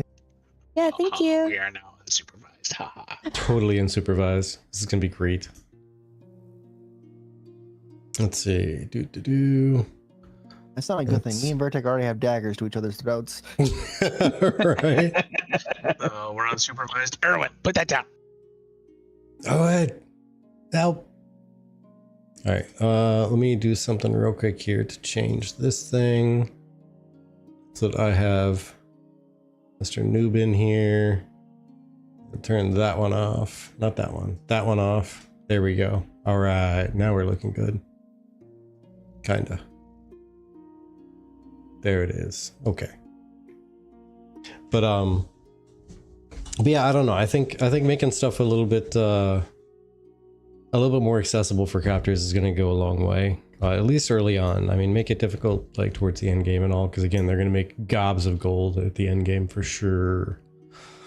I think they won't. They are making bank at end game, but like my problem is that they're not relevant until end game. And like I said, like I think that I disagree with the idea of speeding. I don't like I think that nodes even level up too fast right now. I disagree with speeding up node progression and artisan stuff.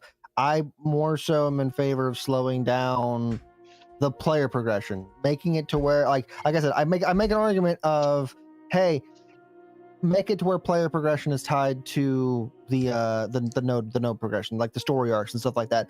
After that stuff's played, after that stuff's like done the triggers, then you have it to where like the rest of the world opens up and you can go the next tier. Like then you're like, oh, we open up from level 10 to level 20 and level 20 to level 30 and stuff like that. I think you also, if you do that, you also make it to where like those little like it's gonna suck for people that take off work, but I think those also a minority right now anyway. I think you make it to where like those little like stop gaps feel like expansion, like oh, like it's opening up, we're getting ready for it. You also can make it to where like, hey, I worked hard, I crafted my heroic, epic, or legendary level 10 gear, and so that makes my rush to level 20 a little bit easier. So you know what time gating does though? Nobody likes time gating. I It 100% sucks. agree with you. It Yeah, sucks. no one likes it. No And one likes it. No one. One of the biggest reasons why, especially right now for MMOs, is that, let's face it, the MMO loving audience is older and have maybe not like, to say this in a nice way, just different responsibilities than those who are younger. So there's like families, there's kids, there's like actual careers, instead of just like, hey, I have a job for the summer, or I have a job for this while I figure out what I'm doing next year, because you know I'm going into college, etc., etc. Like, those people have more time to burn. But with families, as soon as you add a child or two, your time goes down the toilet, and suddenly you're like, well, I have Saturday, game launches on Tuesday, I have 3 hours to spend until Saturday, and then I can spend 16 hours because my significant other is going to be watching the child and taking care of the house stuff because they know that I'm into this, and then I'm going to do the same thing on Sunday, and then they're going to take over and do their time on Sunday. And so time gating when it comes to that stuff means that half of that day or more could just be wasted completely. And nothing feels good about that. But I'm not arguing about time gating. And well, like, if I am, then it's about a different way. And I think that's about like how you're doing it, how you're doing the time gating. I'm not saying, oh, you hit level 10, you're just sitting on your ass. I'm saying that you can do the content. It's like, remember, Tumok is not supposed to be this in-game boss. Tumok is a level, like, your first introduction to the boss. You have dungeons that open up. You're doing content. You're doing your artisan class. You're leveling up the node. You're progressing. You're just not progressing your character because you can't progress past this point. You're not just sitting on your ass. And if you do just sit on your ass, it's because you're one of the hardcore people and you're like, fuck it, I'm just going to come back when the thing progresses. I think this way of doing it actually helps out the gamer dad. It lets them stay relevant and compete with people that are like the hardcore pushers that are making it to level 10, making it to max level super fast. But see, there's the rest of the economy, and just the game space also depends on the hardcore people, because let me be honest, like, I'm hardcore when I can be, but sometimes just my day job just takes over and I have zero time for weeks at a time. I have enough time to take a nap after work, and then I got to get back to work, and it's kind of crazy. But the thing is, when you have things that are being held up, it's unpredictable at that point. You can't just say, I'm going to hop in and do whatever as a casual person. As a hardcore person, these are the people that are going out and getting stuff. Yeah, in Ashes, it's going to be a little bit different because of the PvX angle on it. They're going to be gatekeeping areas and gatekeeping materials and gatekeeping this and that, but they're also going to be the source of these materials leaking out until somebody else takes over. And those people can take over and start running as soon as the next big thing pops up, because another settlement popped to max level, and then the market's going to flood with materials that the gamer dad, as you were saying, is going to be able to go through and buy easier because the market just got flooded, man. And I'm not even up to that level yet, but I'm going to buy it now because it's cheap as shit. I think it'll work out better in the long run to just not like time gate or really just gate anything outside of what I was talking about earlier, where, you know, the predicated events, certain nodes or certain settlements rather, and certain events and world conditions need to happen. Then Chibi just put me in the dark. Go back over here, turn my lights back on. There we go. But yeah, certain things need to happen before like the top tier raid is going to open up. But that's something that the entire area can work on making happen, or go to somewhere else and there's maybe another raid opened up over there. Who knows? Or keep collecting other materials and stacking up the previous raid tier of gear or previous dungeon tier, and make it even cheaper for that casual to come in and buy it before that raid actually opens up. That's the other side of that problem, right? Because like the problem right now is that, oh, we hit max level. You've hit max level, and so now you're waiting on now you are waiting on the rest of the game to catch up to you. Waiting on the nodes to progress. You're waiting on crafting to open up and progress. Like the nodes to actually like get to that tier, so you can actually start crafting your biz. And you're waiting on the dungeons to open up. and that waiting period can feel, especially if we're like we're at 50 at that point. I think that waiting period would actually feel shitty, equally as shitty. Yeah, I mean, it could.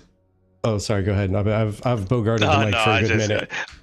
I was just gonna say, I feel no pity for people who speed level and then claim boredom at the end because they have to wait. I'm sorry, I just don't. You made the choice to where you didn't care about anything except power leveling to end level.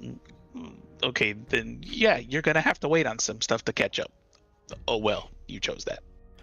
Yeah. The thing also is about if the requirement is that you got to wait for a predicated event, then the entire server, if need be, could work towards making it happen. Versus like a time gate on something. I think I might be almost arguing your point a little bit here, to be honest. But I just think there's a little bit of a difference in feeling when it comes to predicated events based on world conditions versus just a single node's level.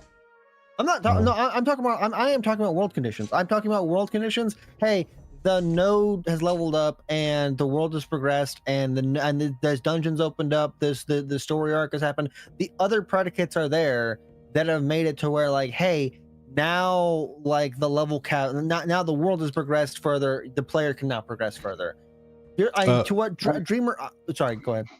Well, I guess to clarify is, I mean, capping your individual progression based on your character doing something and gaining something from it on a personal level should not be capped, but capping an entire region because something hasn't happened to make the region progress is different, because you can still go and you can still gain experience, right? You can still be ready for that next thing. You can still go out and do stuff. You can try to collect materials and all that. Like, that's what I'm arguing.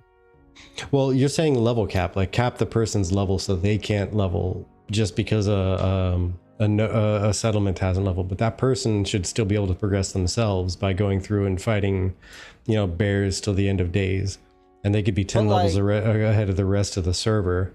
And the only difference is going to be that they're ready for the next tier of gear, and they're ready to take on the next tier of rating as soon as it opens up. But they also have to get that gear first. But in your thing, like, oh, they can't hit level 50 because the world doesn't progress and level 50 mobs aren't out. They're still time gated and they're still capped out. It's just they're waiting for I think we're arguing literally the same thing, except yours basically like doesn't have that artificial cap to it, but it has an artificial cap to it. You're still waiting on the node. You're still waiting on the world to progress. To me, it feels artificial because it's a character experience level versus what you can obtain because that hasn't been revealed yet. Like obtaining a like progressing your personal character versus obtaining a shiny. If you can't obtain a shiny because it's not available to obtain yet, that's one thing. But if you can't advance yourself because a town isn't big enough, that feels kind of weird to me. That feels kind of awkward. Like I should still be able to go out and like slap otters all day long and level up to max level if I really wanted to. Would it feel as effective because I can't wear the gear, I can't access a raid for X amount of weeks or months depending on how they make the top tier settlement advance? I mean, that might feel a little odd, but I think it'll feel a lot more odd to just like stop because a city isn't big enough. Town's not big enough for level 10s or whatever the case is. Sorry, I gotta change my headset. I'm gonna miss a few words said here for a moment. Change my headset battery. Dreamer IRL is saying I'm a gamer dad and I don't want this, and you're saying I don't want to be gated. You're being gated either way. No matter like Ashes is just a gated game. Like if we keep going down this line of where Ashes is going, you're gonna be level 50 in the game, and you have to wait for the rest of the game to fucking level up. That's kind of what we're arguing right now. And like, what's the better way of doing that? And I'm perfectly okay with that feeling myself, because you've hit a personal, like your character pinnacle. And I'm sorry, I heard someone else popping up to say something there. Go ahead. Like I'm personally not liking the speed at which the settlements are leveling.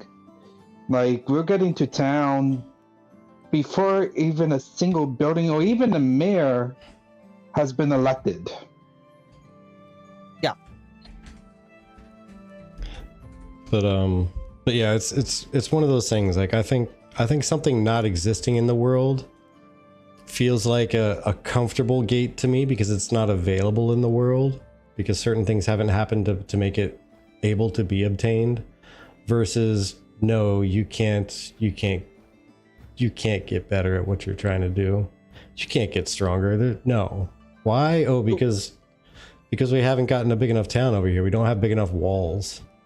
But why can't I get stronger? Well, because I said so. That's why. So And the speed that people are leveling at, even apprentice seems pointless. Apprentice is pointless.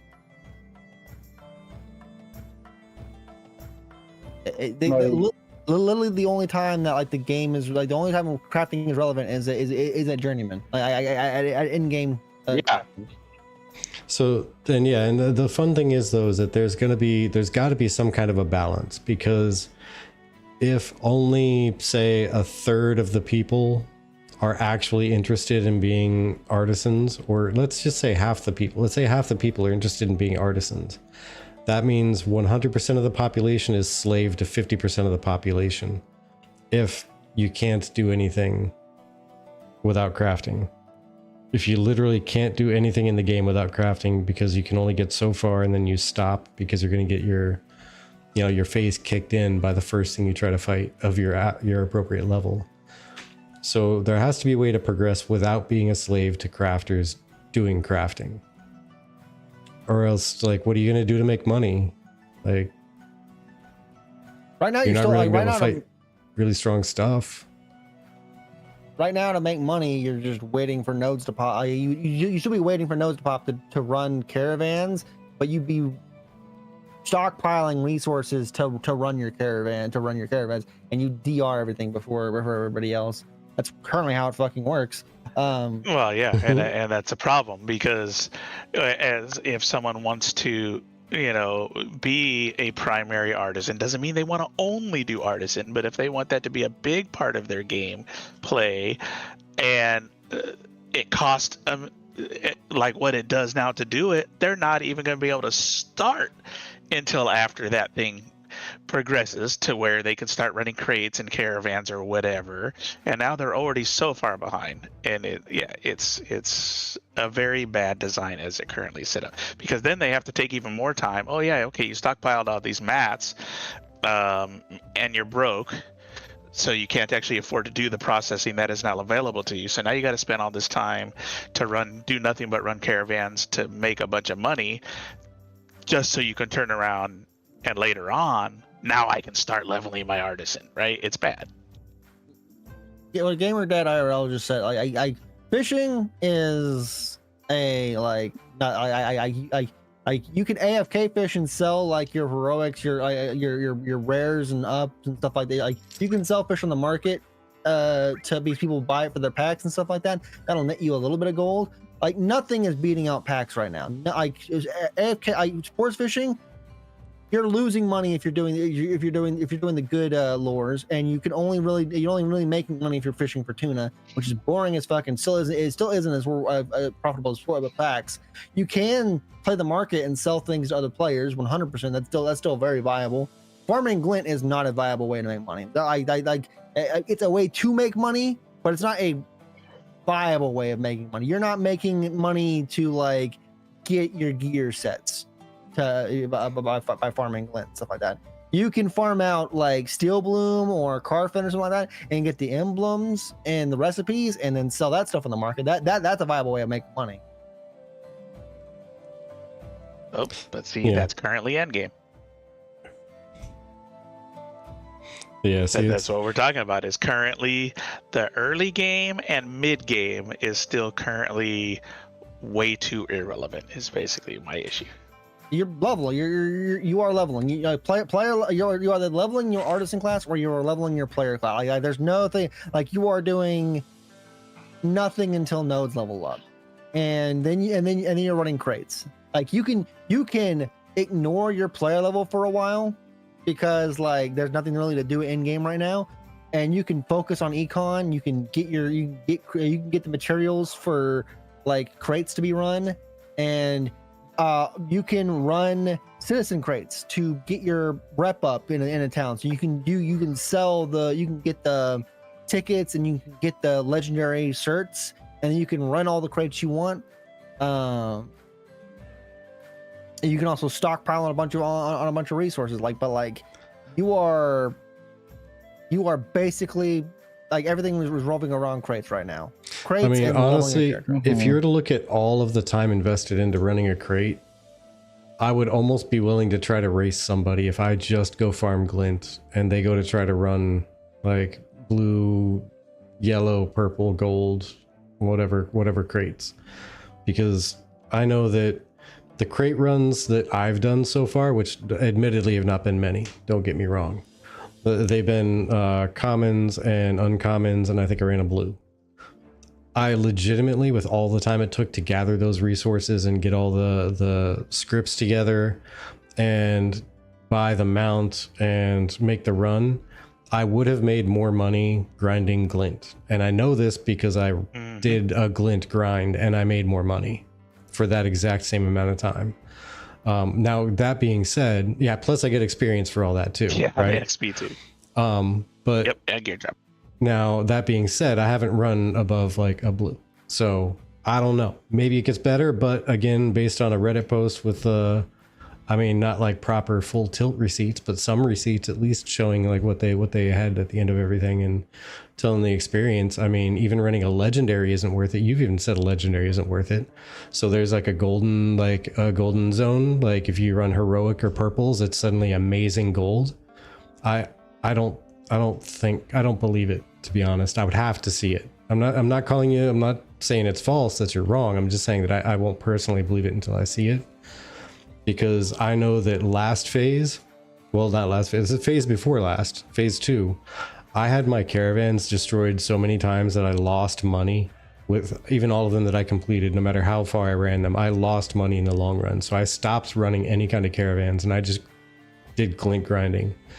And I could grind for a day and end up with more money than I would make on 2 caravan runs. Glint grinding was more viable. You could definitely glint grind like in like phase 1, phase 2, but like we were gold capped like within a day in like phase, yeah, I want to say like later phase 2, phase 2.5. Crates were when crates were relevant, like we were gold capped almost in like crates are by far way better than like glint runs, and we've done a lot of glint runs. I'm assuming the tactic was run crates, put them in storage, wait until a reset, and turn them in as soon as reset happens before DR hits, right? This was before DR. This was back when like I'm talking about like oh, so before DR. Okay, well, yeah, I mean that makes sense. What I'm talking about right now. Well, even now, like the tactic, I not exploiting the fucking like, hey, store your thing inside a tier 2 node. And then turn it, and then as soon as it turns pod 3, you'd store it in a nearby like harbor or a node, and then you run your crates. But like even with DR, the DR slowly resets. Like this, the DR slowly does go down, and so you just run like crates that have DR like DR1, DR2. Like that's not a big thing. Like you just run. You don't like it's too expensive. I don't run my fucking heroic like epic crates. You can run heroic crates like literally all day, and you can run like I said. You have ults. You can run 12 of those things, and you're making big gold. Yeah, that also requires the actual in real life money expenditure, because once you have 12 crates that you can turn in, that's 4 accounts. Those 4 accounts are going to cost you $60 a month, which granted is a lot cheaper than some forms of entertainment where $60 will be gone before half your night is done. Even if you're somebody that's like I don't believe in the ult thing. I'm like you're somebody that doesn't want to do the ult thing. We have somebody in our guild that literally just will. ask you to run protection or run crates for them, they will provide all the resources. You just run their crates for them, and they will give you, and they will pay for your gear and pay and give you a little bit of gold back. Get a little gold back. Like we have people that are doing that. Like the crates are still by far the best thing in the game right now. There's a reason everyone is doing it. Fishing, I love fishing. Do not get me wrong. I love fishing. I want it to be good. Fishing does not replace crates at any point in time. Fishing does not like beat out crates whatsoever. Fishing needs to have a major fucking buff to it because it is just awful right now. And also glint grinding, you are not making anywhere near what crates are making. I mean, I don't know. Dreams IRL just said 24 silver running from Nuela to KT. Cha-ching. That's big money. I can make that in 25 minutes. He just said Glint grinding. You're running uncommon packs. You don't run anything lower than a heroic. Okay, so how long does it take you to gather those heroic materials is what I'm saying. Like collecting Instantly. all instantly, you can go out and you can just chop You down. play the market. You don't chop down trees. You go to the market, buy the materials. Someone starting out. The nodes haven't popped yet. You can definitely gather that stuff before the nodes pop. The nodes are taking fucking hours to get to tier 3. They're not getting there within maybe the first day. You are able to gather enough resources to get yourself to be get a thing and start running those crates. And everyone else is leveling, so you're getting ahead of the DR anyway. Everyone else is doing literally everything else in the game, and if you're someone that's hey, I'm playing economy, then you're stockpiling on resources and you're running them as soon as those nodes pop.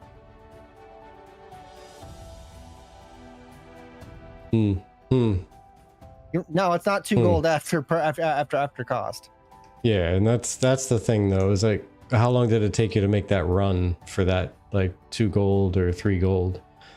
Because we're making one pack like 20 like 15 1 pack 15 gold. We're running three packs. I've not run a pack under 15 gold.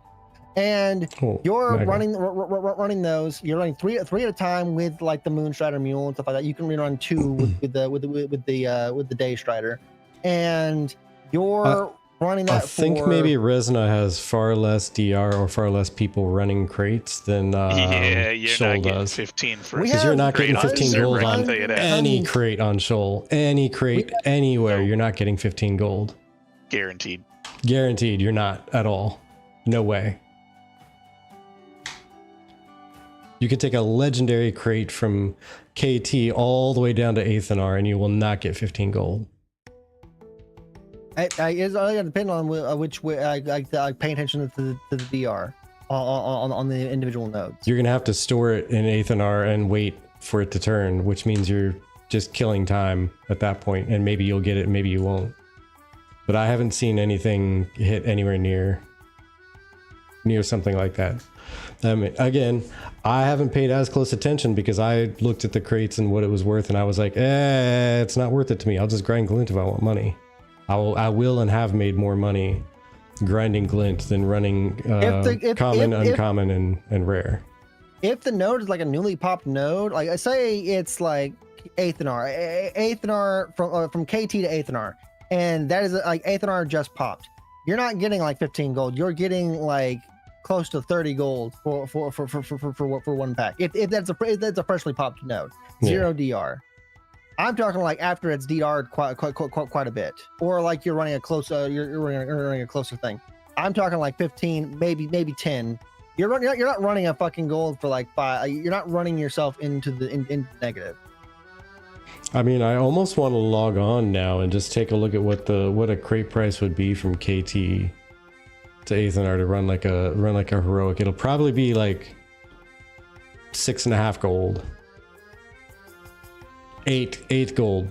8 gold I'll give it. But I mean, I don't know. Maybe I'm wrong. Again, I haven't paid as close attention as other people, but that's my estimate. The last crate run I did from KT to Tangle Post netted me, I think, 7 gold, and that was the rare. Okay. 7 gold for a rare, like that. Like you're getting rare. So that's actually materials for- a good one. That's a decent price. Like, and yeah, and that was that one pack, or like is that like? And that was before DR though. And right now, because like you said, because everybody knows that crates is really the only real thing to do now, so that DR is almost never reset anymore. And that was on the day it popped into Village.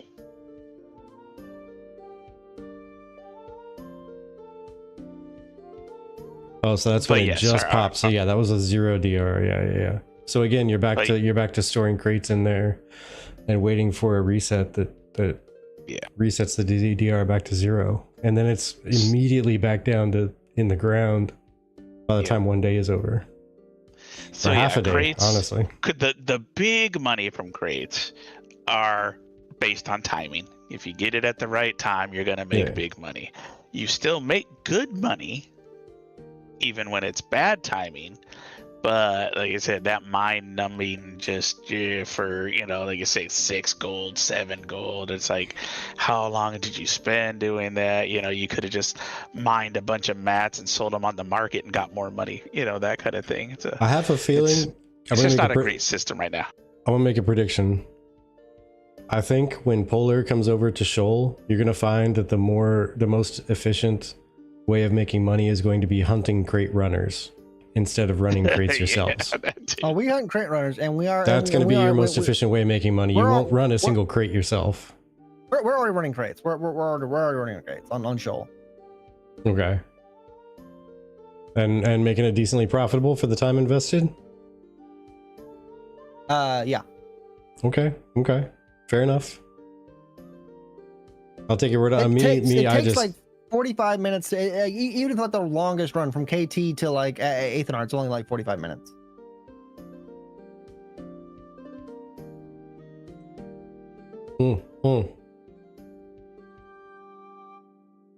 And you're getting like 15 a run on that.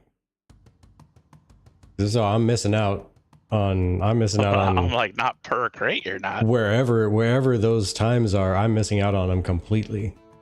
I'm not getting a 15 on Aethernar right now. Like, but I'm saying like it's only like 45 minutes for like crate runs are not as long as people like think, and crate runs are fairly like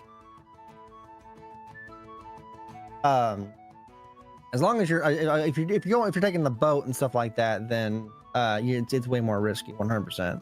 Oh yeah. There's so many SEAL teams out there taking out boats. It's crazy. Yeah. But yeah, I don't know. I wanted crates to be profitable because it sounded like a good idea to me. My little I'd rather not engage in PvP if I don't want to engage in PvP self. I just want to make some money, man. I just want to get some decent gear. But my most profitable thing to do right now has literally just been either fishing, like regular fishing, not even sports fishing, or some grind areas I got more money by selling the things that I found there, or glint grinding. Really, there's been some places where I've gotten a gold in 40 minutes by just grinding glint. Granted, if you can make more money than that by running a 45-minute run and getting a crate turned in, and you can make that actually become profitable after you have all your purchasing costs in mind, then I mean, so be it. I just personally haven't been able to have that kind of return. I've made more money on glint grinding.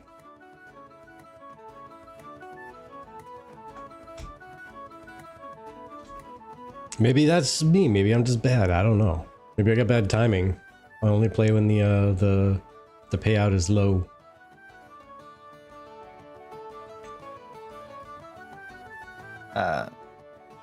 I want there to be other methods of fucking making gold. I really fucking do.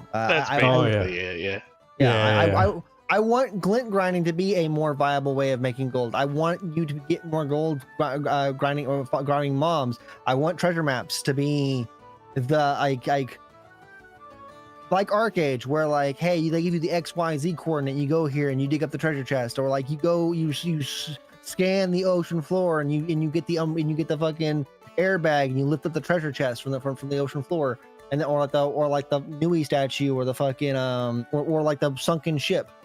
I want sports fishing to be like way more profitable than what it is, because I want to use the fucking the paddle tails and the bucktail jigs. But you're just losing money doing that shit. Honestly, I just wish, like, for processors' sake, I just wish that a lot of those materials that you got to buy from vendors could just be made by a processor. Like, even the lures, man, just make it a processing thing. I disagree. Make a metalworker, make some hooks and add some other little giblets in there and process it out to make a lure and sell that thing on the market to someone. I am fine with that. I do not think so. If we are making lures craftable, I do not think they need to be a one-use item. They can have durability, or they can be like lost on, like, if you lose the mini game and the fish gets away. I hate the losing them. I hate that so much. Lose the lure because you caught the fish, then that goes against how lures work. It goes against how lures work, because what fisher wants to fucking lose the lure? And number two, like, I don't want it to go back to town to restock on lures every single time I'm trying to fish. Yeah, like I said, durabilities would be the way to go with that. and compared to real fishing, I mean, that's the reason you get a lure, is because it's much more reusable than bait on a hook too. Or, I mean, that's a reason anyway. It's a benefit, let's put it that way. It's a benefit of using a lure, because you catch a fish on it and you get the lure back, you don't get the worm back. Yep. Like what? But like, so like what Dreamer IRL was saying, like the reason that I get why they would want to make lures what they are, because like you want a consumable for something else. But like the thing is like the reason consumables work on other things like scrolls, food, all that stuff, is because they last an hour. The thing with fishing though is that you have that already. You have bait. Bait lasts an hour. The lure doesn't need to be that second thing that only lasts you an hour. Ooh, and real quick, like completely side tangent here, because Nahili typed it out there, and I totally agree with this. This is something that Chibi and I have been saying for a while. Have drop rates continue as they are for gear, but let only commons drop. Turn dropped gear into something you can break down and learn recipes. That way, as well, use the broken down resources to craft higher tier versions of the said gear. People can still level, but then can purchase from crafters the better stuff. It's a good middle ground for economy versus play. And it would make much more sense on how you obtain recipes than, well, where do I find the recipe for, I don't know, this random stew? Oh, you got to go kill zombies. What? Why the f would a zombie have a stew recipe on it? I don't know. Like it would make much more sense to get recipes that way. Like, heck, I'm still waiting for my recipe, which I think is from zombies as well, for the Mystic Lens to make treasure maps. Yeah, like just you find something that drops the gear, you fight them until gear drops, you dismantle it, and you might get a recipe. You have like a 10% chance or whatever, 5% chance of getting a recipe. That would, one, give a second purpose for the gear drops. They don't always get used, they get recycled, potentially for just materials and a recipe, or a chance at a recipe for that matter. But at least you know where to go to get that recipe, you know? It's not a mystery. That's how Steven kind of like described it originally, was like, oh, well, you did the raid, and if you got the item from the raid, then you could dismantle it and and you could learn how to like, you could reverse engineer it and learn how to make the item. So like you get the recipe. But like, they don't have that now. Weird. Yeah, that may have been a passing comment. I'll be honest, I don't recall that being said as like a definite thing, but I've also missed many other things, so it's quite possible I missed that one too. But yeah, that would be ideal to me in my mind. I mean, that would be perfect. Again, make it so that like commons are dropping off of humanoids only, like things that are going to wear the stuff that's supposed to be dropping. And then maybe a green, and if you're really lucky, a blue, but then you dismantle that stuff and you can get the recipe. So all the commons are going to be dismantled. unless somebody who needs it actually wins the role. But if it's an organized group, they're probably going to pass the commons over to the person that's trying to get the recipe to make the thing, and then they can make it at a better quality and carry that group farther anyway. Buy it from Referral. I've been checking the marketplaces every chance I get, and I can't find that recipe. What recipe? Mystic Lens. I know in past phases it dropped. I'm not doing scribing this phase, so but I know in past phases it dropped from the Blood Blades in Cephalon. Yeah, that's an arcane engineering recipe, and like you can't deconstruct that because only things you could deconstruct is gear, artisan gear, and weapons. Oh, and accessories.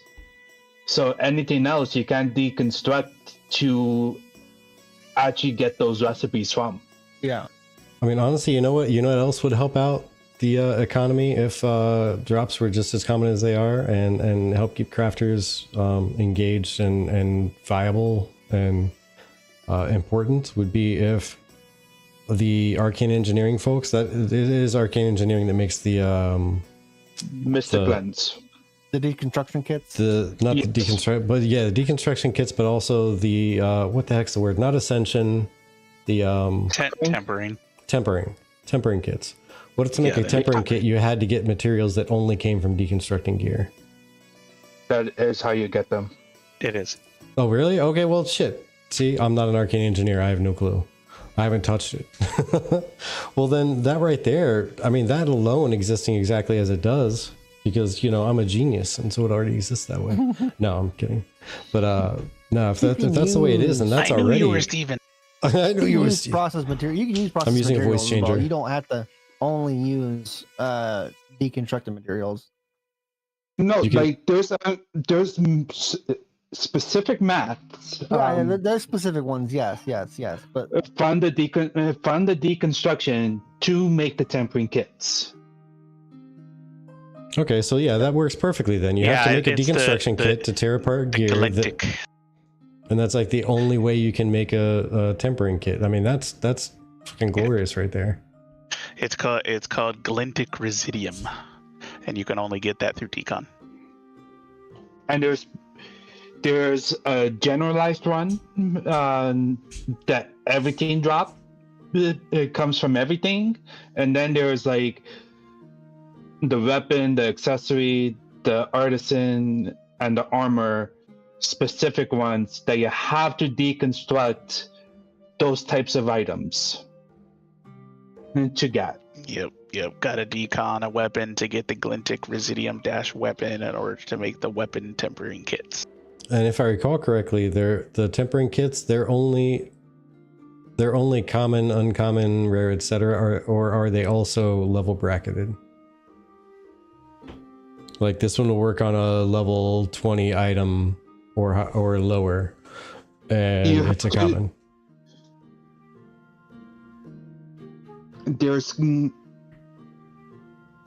They are broken into rarity, but within the level that you deconstructed. If you deconstructed a novice weapon or armor or whatever, it's gonna give novice mats for the tempering kit for novice. You have novice tempering kit, journeyman apprentice tempering kit, and journeyman tempering kit. Yes. Yeah. Okay, so yeah, that would work great, I think, because people are going to want to tear that stuff apart to make the tempering kits to make their stuff more powerful, right?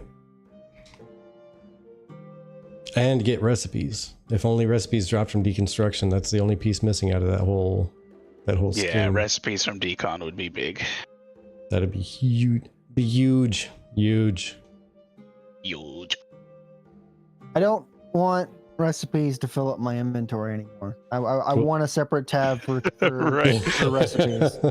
I don't want fucking cosmetics to fucking take up my fucking inventory space. The fact that the cosmetics are a fucking item in the game that fill up my bank and my inventory space is fucking retarded. Yeah, it's give a cosmetic book or like bag tab, and have a recipe book, and that's where all your recipes go to. Even if you have multiple of them, they're multiple pages. You have to rip out a page and hand it to somebody and be like, "I'll sell you For the this love shit." of God, I let don't me want it. For the love of God, let me mail my cosmetic to my own account tune. Yeah, I think- Arcade has it to where there are items in the world, but they have a bag that you can keep in your inventory that stores all your cosmetics as well. So you're not having to carry like all these different things. But I would much prefer the Guild Wars 2 way of doing it, to where it's like its own little tab, like fucking thing, to where you can open it up and then like mess with the fucking. I'd much prefer like a Guild Wars 2 style of doing the cosmetics versus what the fuck they have right now. I mean, honestly, this is one of the few things that I actually prefer WoW's system over any other currently active game. I prefer WildStars over any of them, to be honest. But I mean, WoW's transmog system is, I think, ideal. Like, you got to still find the weapon or armor or whatever and obtain it before you can unlock the appearance of it. But then you just have it in a book randomly that any of your characters can use. I think a lot of games are like that. Guild Wars 2 is exactly like that. Guild Wars 2 has it exactly like you have to, like, if you're trying to transmog your stuff, you have to actually have acquired that piece of gear before. But also, they have it to where, like, hey, you own store-bought cosmetics. You can it has its own tab, and you can mess with all the you've unlocked all these dyes, or you've bought all these dyes, and so like you can it has its own gigantic thing with transmogs and cosmetics and playing with your character. Yeah, the cool thing with WildStar was basically anything that was a certain color, like the colorways were much more adjustable than on any other game I've seen, and it was bananas. And yeah, real quick, just to acknowledge Nahili, absolutely agreed. They have much bigger fish to fry than adding a cosmetic tab and a recipe book or something. But for sure, yeah, just it came up, and it's this conversation for sure. But yeah, WildStar's system was bananas, because you could take a piece of gear you got, and anything that was colored in any way, you could change to any other color you wanted. Oh, don't even bring up dyes. God damn it! I sadly do not think we are good. We are getting that with Ash Secretion. Oh no, Steven's already said, absolutely. He's already said it's not going to happen. It's not going to happen, and based on the fact that they're reselling reskins / recolors of past cosmetics in the store right now, I seriously don't think we're going to getting anything like that. I mean, it could still work if it was along the lines of, I don't know if you played First Descendant, but the way they do their cosmetics is interesting.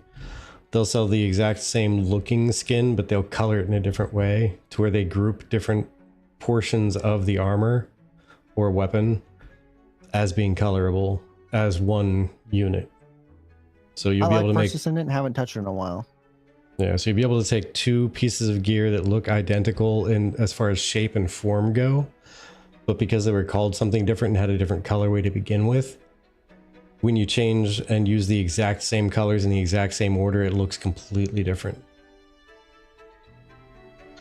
I need to be able to mix and match cosmetics and dye them so they can still look cohesive, so that I can be unique and not look like 50 other me's running around.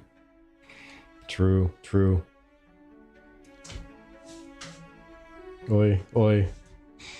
But yeah, I think the economy stuff is just, there's so much more left to get into as far as what they're actually going to make the final product, what the actual goal is, because we don't even know their final goals, right? They have to rework Animal Husbandry, rework all like the hunting.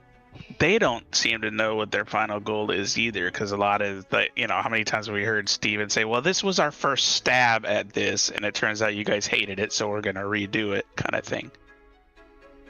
Yeah, well, I think, I mean, on the way at least, I think personally that they could have an end goal as far as like these are our like big buckets that we need to match, but right now they're fiddling with all the minor things along the way that are going to come together and start to create bigger buckets as they go along. Which is why there's been such huge swings in the way the economy has functioned and the way anything, even gearing itself, like outside of the monetary part of the economy, but just the gearing impacting your character has functioned. They've been making huge swings like on a pendulum from one side to the other, and hopefully zeroing in the middle eventually. Like, That's the hope. One thing I've been trying to figure out, like, why the heck do we have master processing stations within the settlement? Oh, because they've upgraded like level 29 gear to where it can only be crafted at the fucking master station. You can do Like, 26 at journey. You can do 26 at journeyman and 29 at fucking master. Okay. Isn't master supposed to start at 30? It kind of goes along with like how a lot of people have kind of spitballed the theory of like we're simulating in game right now kind of thing. It's really compressed and all that kind of deal. Some of that might stretch out as it goes. My hope is that it's placeholder. Not Yes. just at 30, but like at freeholds. What? Well, yeah, Grandmaster is going to be at freeholds only for processing. Processing. That's just master. that's just processing, not crafting. That's what I'm saying. I said master processing stations. I'm pretty sure it's supposed to start at freeholds. Yeah. No, it's just Grandmaster. Grandmaster at Only GM. freeholds. Grandmaster is only going to be on settlements and not freeholds for crafting. Gathering is, well, you're out in the world, so go do your thing. What are you trying to get at, Oracle? I'm just trying, like, I'm not sure if something has changed. Is it because freeholds are not in yet that masters is at the settlement instead of at the freehold?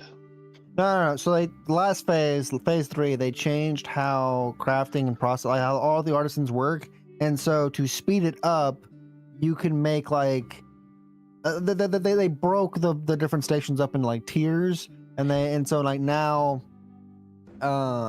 that's why like at the top tier you have like level 29 gear, and that's what they have at like, oh, this is master. You have to be like this is the top end of like, you have to have the benches made, and it's in the it's in the settlement that's been developed and stuff like that. That's it was an attempt to kind of speed up crafting a little bit to keep up with the player levels and stuff like that. Again, my hope is that it's a it's placeholder. Yeah, it's hoping so. Mhm. Yeah, like I'm really hoping it's placeholder at the moment because freeholds are just not in yet. No. And hoping it's not a change because of the cities being taken out. Well, we don't. Well, honest to God, it goes back to, we're going into beta sometime this year. We're hoping to release shortly after that. That like we don't. Everything's up in the air right now. Like what's. Yeah, we know things are gonna get not cut, but cut from launch and delayed until later, kind of thing. We just don't know how extensive that's gonna be. Well, there's also, I mean, correct me if I'm wrong, and maybe I just haven't caught a newer announcement, but my understanding was that master stations were going to be at a settlement when it comes to processing. Grandmaster were only going to be a freehold, so master was never like changed to only be in settlement. Master is always going to be a settlement. Yeah. The best processing grandmasters at freehold. You're right about that. That was the freehold announcement. But like, we still have to wait. Like they didn't like how they did freehold, so now we gotta go. Well, now they're working on it again. Hopefully, we get it back soon. It's a whole like we don't know what kind of state it's gonna be in when it comes. Like it's a whole fucking thing. Yeah, no. GB, no. go to bed. what's still relevant and what's up in the air, kind of like gonna be cut, gonna be reworked. They took out crossbows. Yeah. Now with the processing not being at a tier 5 because tier 6 has been removed, the master not being at tier 5, that is probably, I would assume, going to be a permanent adjustment down to tier 4 instead. So the tier 5 is now going to be the new grandmaster. I never thought that the stations level was tied to the nodes level, because if the nodes level was, if the station level was tied to the node level, then why would anyone be at a lower level node? You'd only want to be at a metropolis or a city node now, because that'd be the only way. Yeah, so like it makes no sense to tie station level to. And I don't believe it is. Yeah. In the settlement, other than the GM being, on freeholds, the settlement is not restricted on how high it can make its building. It just has less slots to be able to use. That's it. Yeah. Yeah. Well, that's the thing, is that's going to be the draw. And good night, Chibi. And yeah, I'm looking at that article, and honestly, in the wiki anyway, it does say processing up to journeyman can be carried out in settlements. So maybe my brain is remembering it wrong, but I always swore it was up to master at settlements and then grandmaster at freeholds, and vice versa with crafting. So crafting would be. But I think it'll be kind of screwy with how they're calling it that, because it says the word master on a building right now or whatever, you're not actually doing master or anything, because master anything isn't in the game, so we won't see it until it actually shows up. It's master right now, but it's like he's saying, it's really just crafting like the higher end of journeyman. Yeah, I think it's a language semantic kind of thing that they've got that's confusing people, if I had to guess. Gotcha. I don't think it's truly master. That's fair. Fair. It's like saying we have the extra tier of a grade, right? Well, you have it's the master level journeyman bench, or something, right? But it's not actually a master bench. Yeah, but yeah, exactly. And to get to a response to you there, Yokai, with the why would you want to be anywhere besides, a top tier settlement? That's part of Steven's grand design of everything needs to have friction. Like everything needs to be friction, apparently. I mean, I like the idea on paper, but in practice, it just feels like everything is going to cause fighting, no matter what. Everything is going to cause fighting. That wasn't. So sorry. Go ahead. So the idea behind it, I think, is that if you can only get to Grandmaster at the top tier settlement, and there can only be 5 of those in the world, then if you can't get into living at that top tier settlement because it costs too much because of the taxes and any apartment housing or whatever is going to, because I think you have to get housing first before you can become a citizen. So you have to find housing, you have to afford the housing, and then you have to afford the taxes to become a citizen. So at some point, people are going to say, this is too expensive. I literally can't do this. Okay, let's tear this thing. Let's burn this to the ground so I can try to find another place to become a citizen at. Because this is too expensive and I need my crafting benches. Like at my hometown. So... player housing is also going to be limited outside of just the inns and stuff. It's not infinite number of houses available, so not everybody can live in that big city. Yeah, you have apartments, and then you have the actual in node housing, and then you have the freeholds. You would literally not be able to have every single player on the server have a home in that city. Yeah. And yeah, Dreams IRL. I mean, you're correct. It is a PvX game, and PvP is going to be in many facets of the game. I don't know. I guess the PvE player in me is just kind of like, well, why does PvP always have to be like the risk to everything? Why can't just? I think PvX is a lie. Like every game that's like said, oh, we're a PvX game. Yeah. Like it's just really just be a PvP game. Actually, it's just be a PvP game. PvX is a lie. In my mind, a true PvX game has fun, like challenging, equally parts like PvE, and it's equally parts PvP. Like it has like the competitive PvP, like the node teachers and stuff like that. But like in a PvX, a quote unquote PvX game, all the PvE is like Tumok fucking Firebrand. Like all the PvP is an objective for PvP. I'm just saying, I want to be able to. I want to be able to go into a dungeon and fight a really hard boss as a PvE player and capture it and release it in the middle of a 3v3 tournament, like PvP instanced area, and just drop it in the middle of a tournament and just let it wreak havoc. Raid boss. That would be PvX to me, because PvE can now interfere with PvP instead of just PvP always being the end result. Mayor risk. Firebrand, anyone? Mayor I'm just Firebrand? picturing you going up there with a ball cap and like a red ball cap, and like you turn around and you just throw a ball. Like Red ball cap. when they had Pokeballs this game. Oh, I love it. I love it. I don't know. Well, also, like, so, Yoka, I forget. Are you pro or against DPS meters in game? I'm pro DPS meter because I think, I'm pro DPS meter. Because I've always been pro DPS meter myself. But the reason I was asking is because what do you think about an alternate version? Say guilds can have their guild hall, right?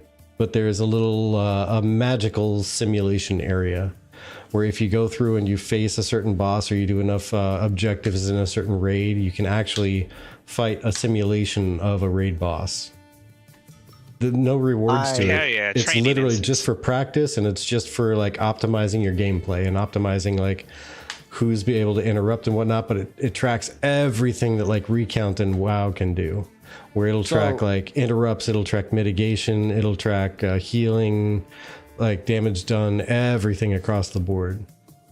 So, it's basically it's just training dummies. But yeah, but super advanced training dummy. But to be fair, I think several games have already done this. TNL I think does this. I'm fairly sure TNL does this, and I know for a fact Warframe doesn't. Warframe does it where you have like the dojo and you can have the fucking like the sparring match with the artificial AI, and just you have like the trial run where you can run through there and do speed run, try to beat each other's times and stuff like that. Warframe does that. I'm pretty sure TNL does that. I'm pretty sure like a bunch of Korean games, like more of the modern Korean games, do exactly that. Someone sweepy. Yeah, see, I think that'd be amazing fun. Like you have to, as a guild, like if you're in an 8-person party, at least like 6 people have to be in guild. And if you're in a, whatever member raid, then, like 80% or 85% needs to be guildies. And doing that, you can start to collect things and do achievements and such like that inside of a raid or a dungeon. And then you can earn the ability to, in your guild hall, should you have one, because you're strong enough or whatever, I suppose, because not every guild's going to be able to have a guild hall. Then you'd be able to have an actual simulator. You'd be able to charge money for people to come in and use your simulator. How nifty would that be? That'd be pretty fun. I mean, the super strong guilds are going to absolutely make bank on that, because they're going to be able to be the prestigious guilds that'll be able to get the guild hall and everything. But I still think it'd be a cool idea. They would absolutely gatekeep the bejeebus out of that just by existing, but it'd still be kind of cool. You made me think about it in this way, like what if the simulation was also based on the raids you'd accomplish? Like, so like if you killed the raid boss, that raid boss would show up in your dojo, and you could train on that raid boss and do it as many times. You wouldn't get rewarded for it, but you could do the raid boss and train on it. I think that would also trivialize raid boss. Like people would get too used to the mechanics if they did that. But they weren't gaining anything out of it. Other people are going in and actually fighting the thing while they're practicing. Yeah. They're just practicing on it.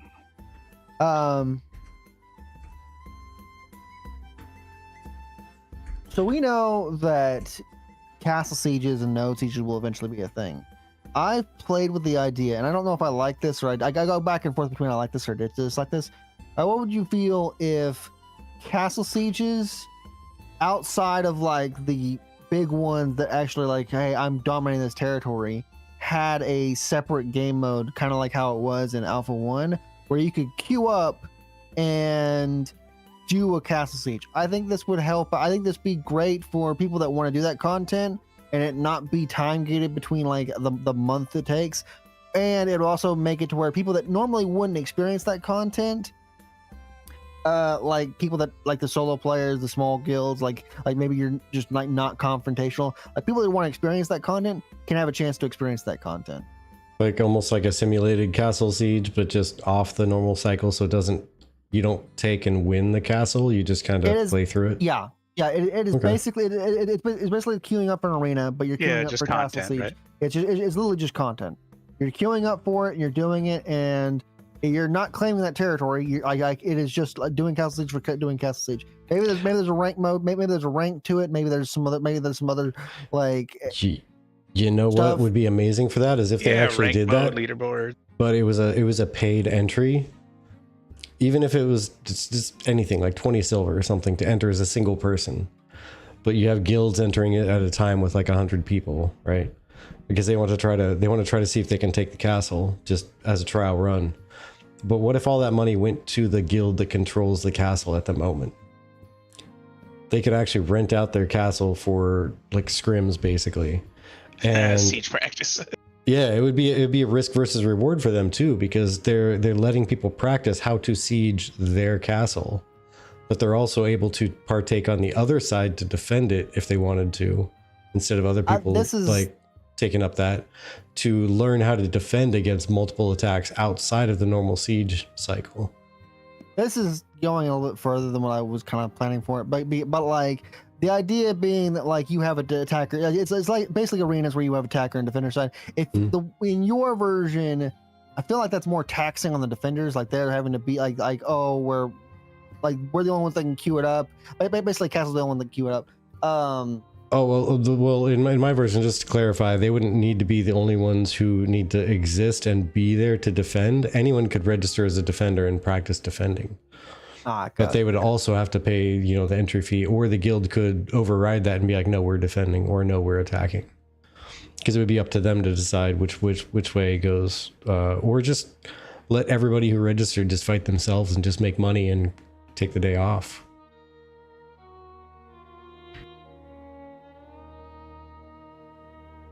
I disagree with the guild that owns like the castle or owns the node getting gold. We saw in New World, guilds that do get that just generally snowball. It should go to the node or some shit like that. Or it should go to the castle. Well, I could see that. That. But at least at that point, and sorry, I'll right after me, Oracle, you're totally up for comment there. But at least at that point, it would be voluntary for everybody else deciding if they wanted to contribute to that, because they know that whatever entry fee they pay would go towards supporting that guild who's resident in that castle. But sorry, Oracle, you were beginning to say something? Yeah, I would like to see it first,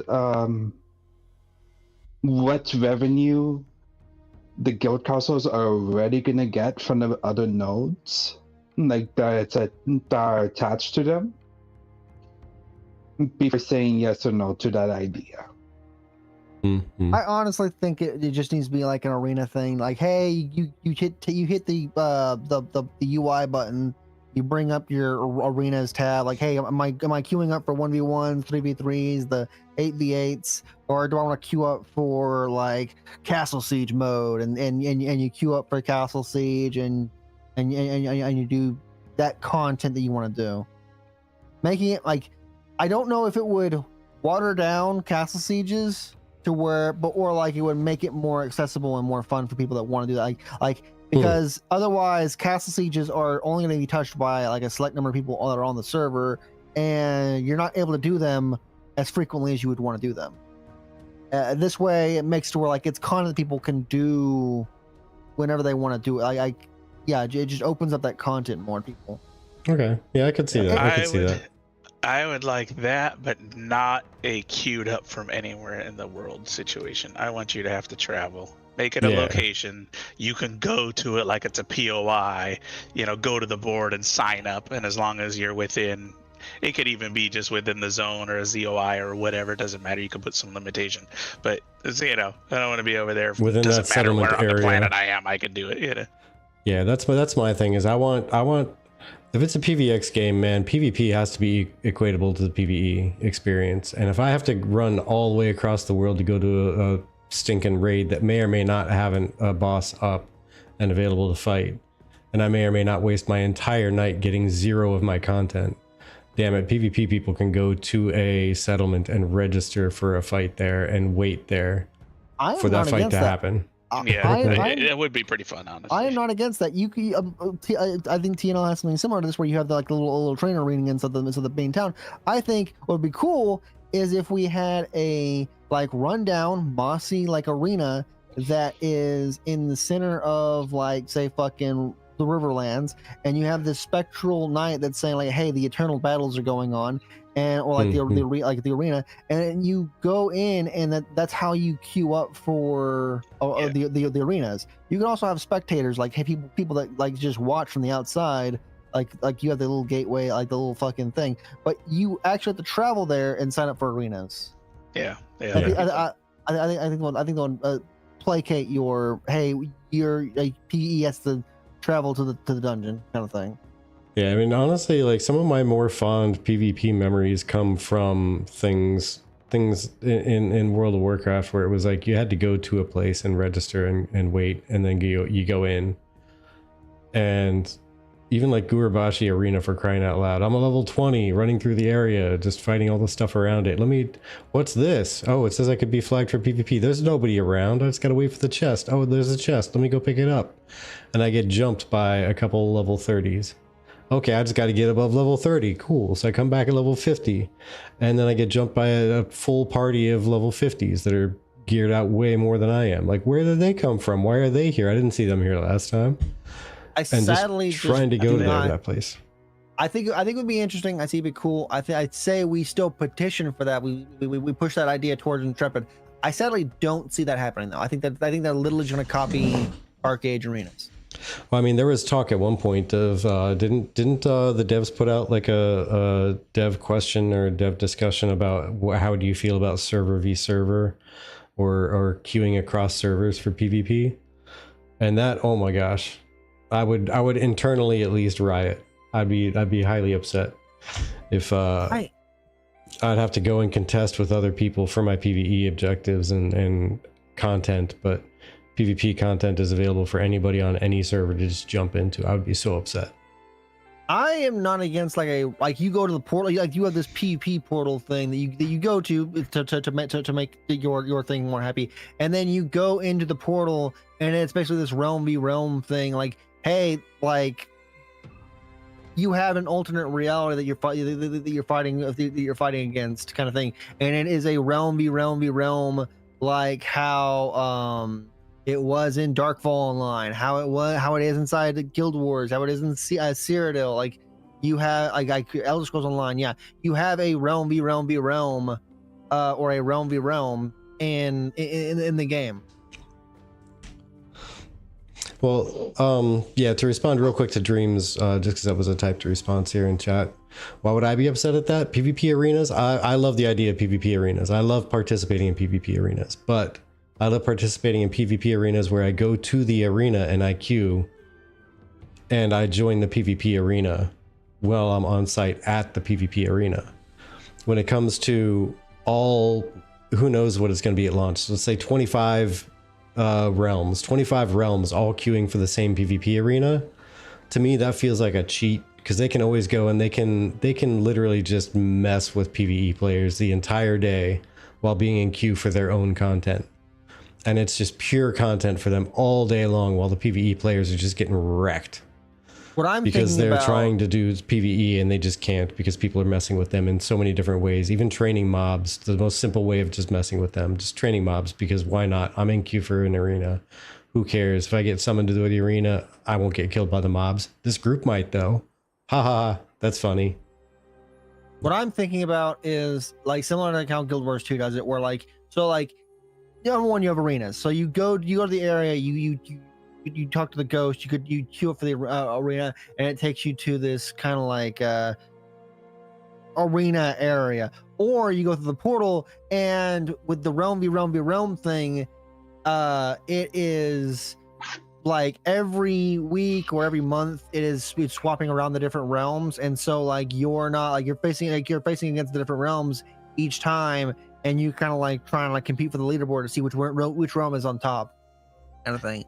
But yeah, and it's still the same. It's still like I say, you still solve that the same exact way as what Verdict already said. You still have to travel to it. You have to go to that portal. You have to be on site to queue up and participate in the realm v realm thing. You can't. I'm not against from the dungeon or from a POI. Yeah. You can't run around the whole map fucking with people in PvEers. That takes away that part too. As long as it's not queue from anywhere kind of thing, it solves all of that. Yeah. Yeah, in Dreams that would indeed give people faster queues. But if everybody's going, I mean, who knows? There could be slow queues because they can't find this or that or the other to match up a full party at this time or another. It might be faster queues, but that also means that there's less impact to a PvP player trying to grief PvE players because they're going to get summoned in a minute. So I got 30 seconds real quick. I'm just going to taunt everything I can. I'm going to run through this party. And if I get summoned away, if they hit any of these things, it's going to be pulled to them. Like, who knows? It's basically if it's a PvX game, that means there should be balance. There should be balance.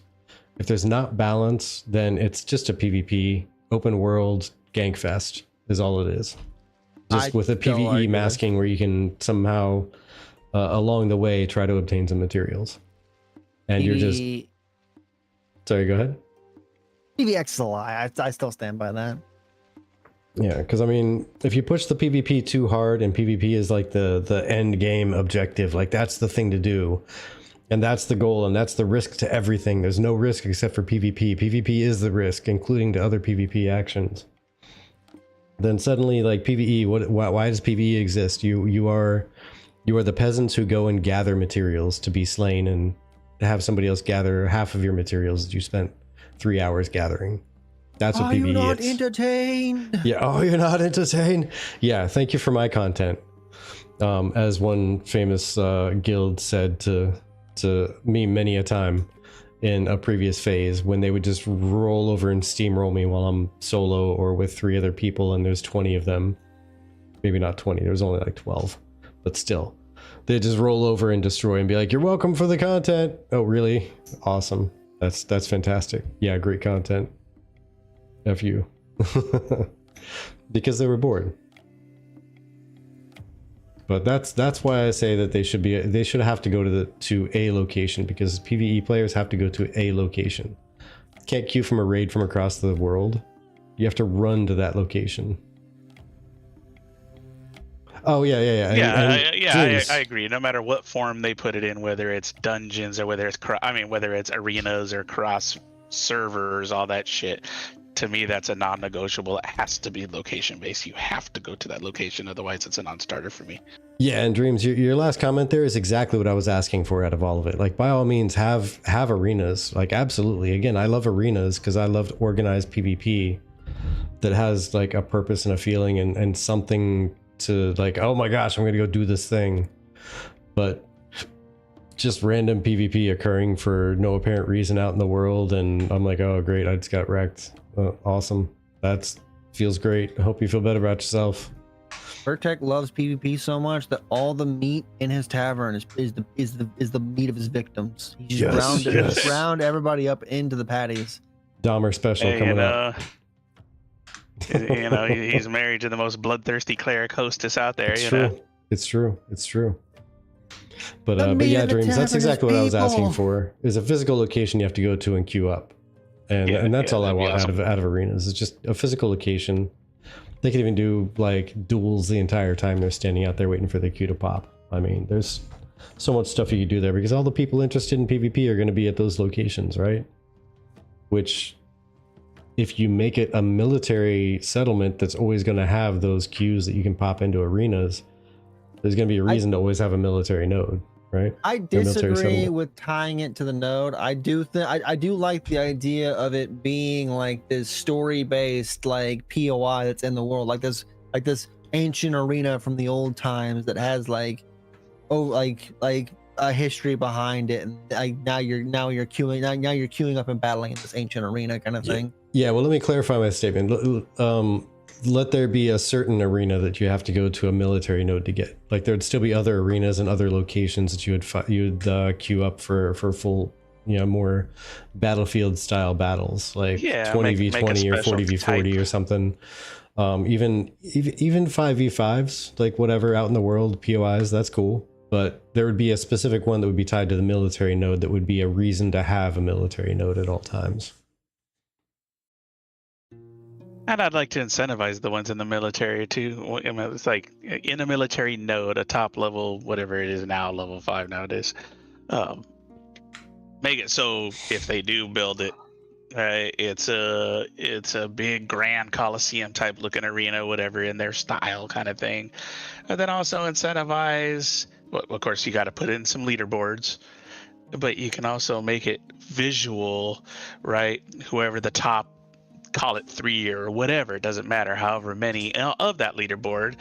Oh, look, there's a big massive statue inside the Coliseum of the current, kick-ass people, whatever, right? It's bragging rights.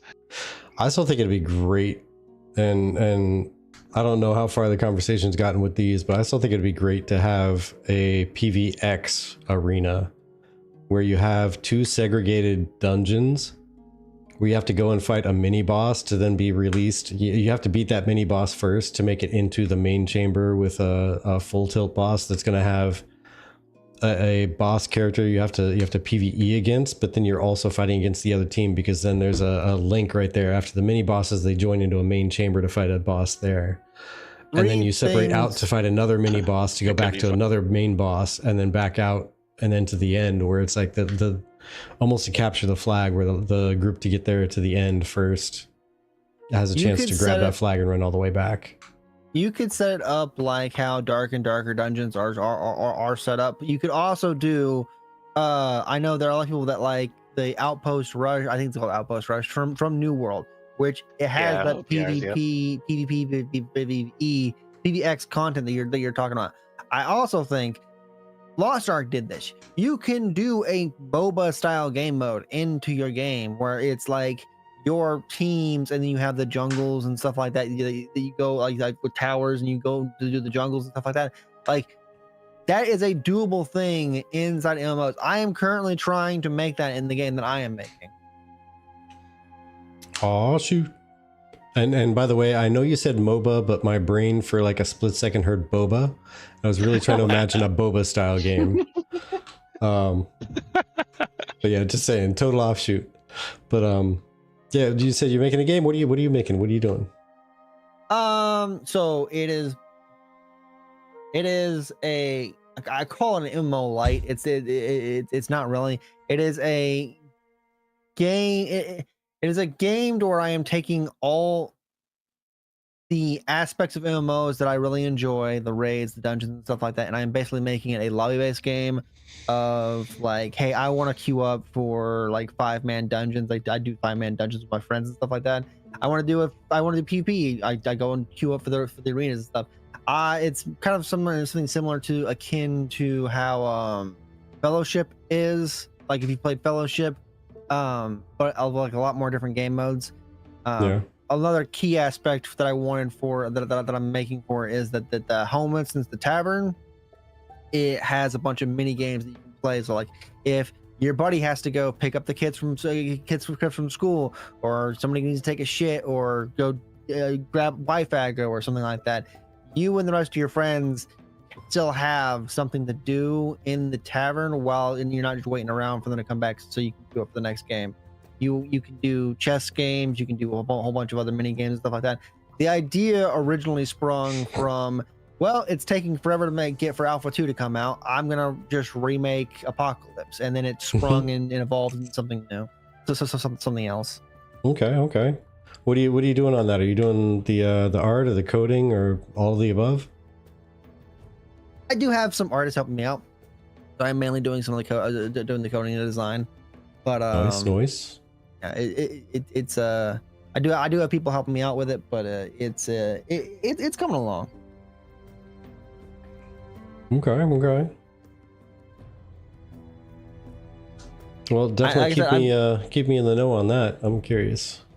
I will. Like I said, I'm just basing it off of a lot of my favorite games. So like the combat is very inspired by like Terra.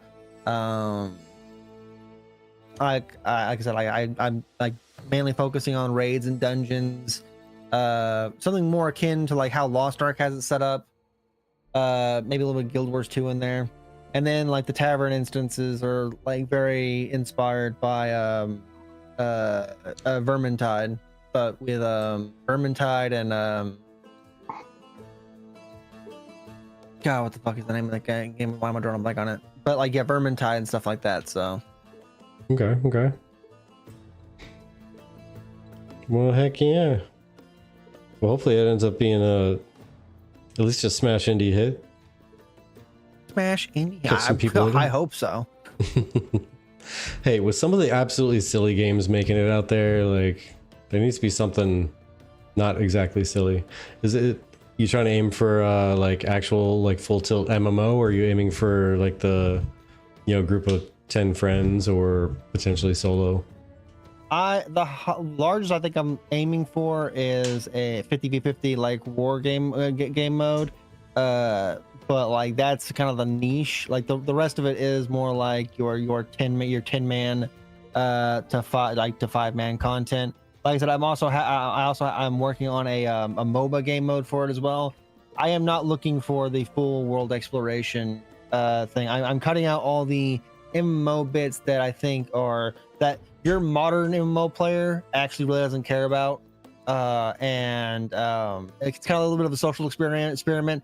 I also don't think that MMO players want MMOs anymore. I think they want something more like that. Their brain rot has gotten to the point to where they just want instant game queues and get into the content they want to play. So cut out the full tilt leveling and gearing process, make it a little bit shorter, a little bit more direct, and just jump into the action type thing. Just jump into the action type thing. I am playing with the idea of some like life skilling to a degree, but like nothing to like, hey, you're crafting all your gear thing. It is like, hey, you're full on like go in and grind out gear and stuff like that. And it's going to be a kind of PoE, kind of like a seasonal type of system to where like, hey, you have your permanent progression and then you have like the seasonal stuff that comes out. Oh shoot. Oracle, you see that? Win. Yep, I see. Hey, 50 gold and it's all yours, buddy. 25, let's go.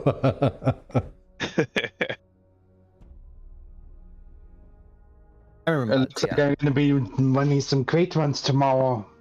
He said level 25. Ooh, he's not even talking gold, he's talking level. No, he's bribing you and saying, hey man, if you hit level 25, the recipe is all yours. On the level 9 fighter too. Oh man, that's salt in the wound right there.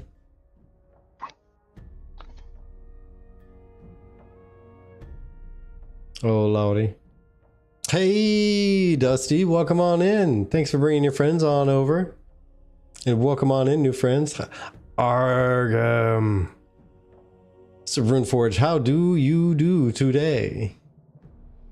What'd you folks get up to today? Anything crazy and fun? I mean, obviously crazy and fun. You were just with Dusty. Well, crazy at least. Fun might be questionable. I jest. That's all right. We're down one chibi. She tapped out already a long time ago for bed. But we've been talking some Ashes ideas and whatnot, just with I mean, most recently arenas and PvP stuff, and talking about Yokai making a little game, little mini MMO. Little mini MMO. I call it MMO Light. Yeah. I said mini MMO because he was saying the limit of like 5 to 10 people or so for action, instead of being full tilt open world, like 10,000 people playing MMO.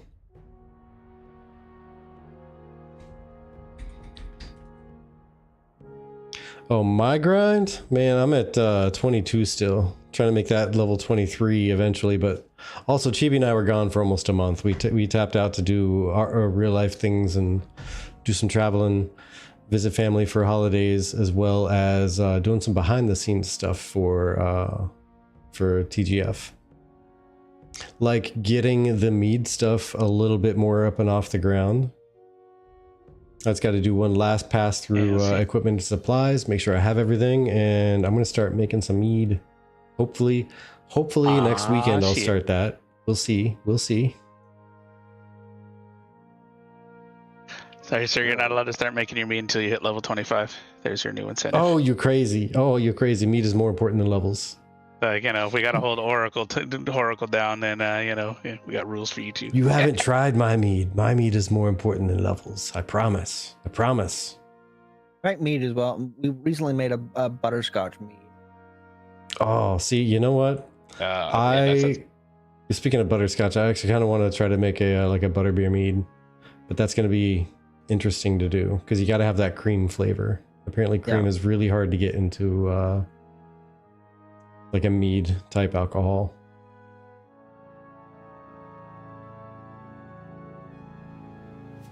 But I mean, they can do it for Baileys and such, so I'm gonna do it. It's gonna happen. Baileys. The food of the tavern is people. The food of the tavern is people. Oh, loading.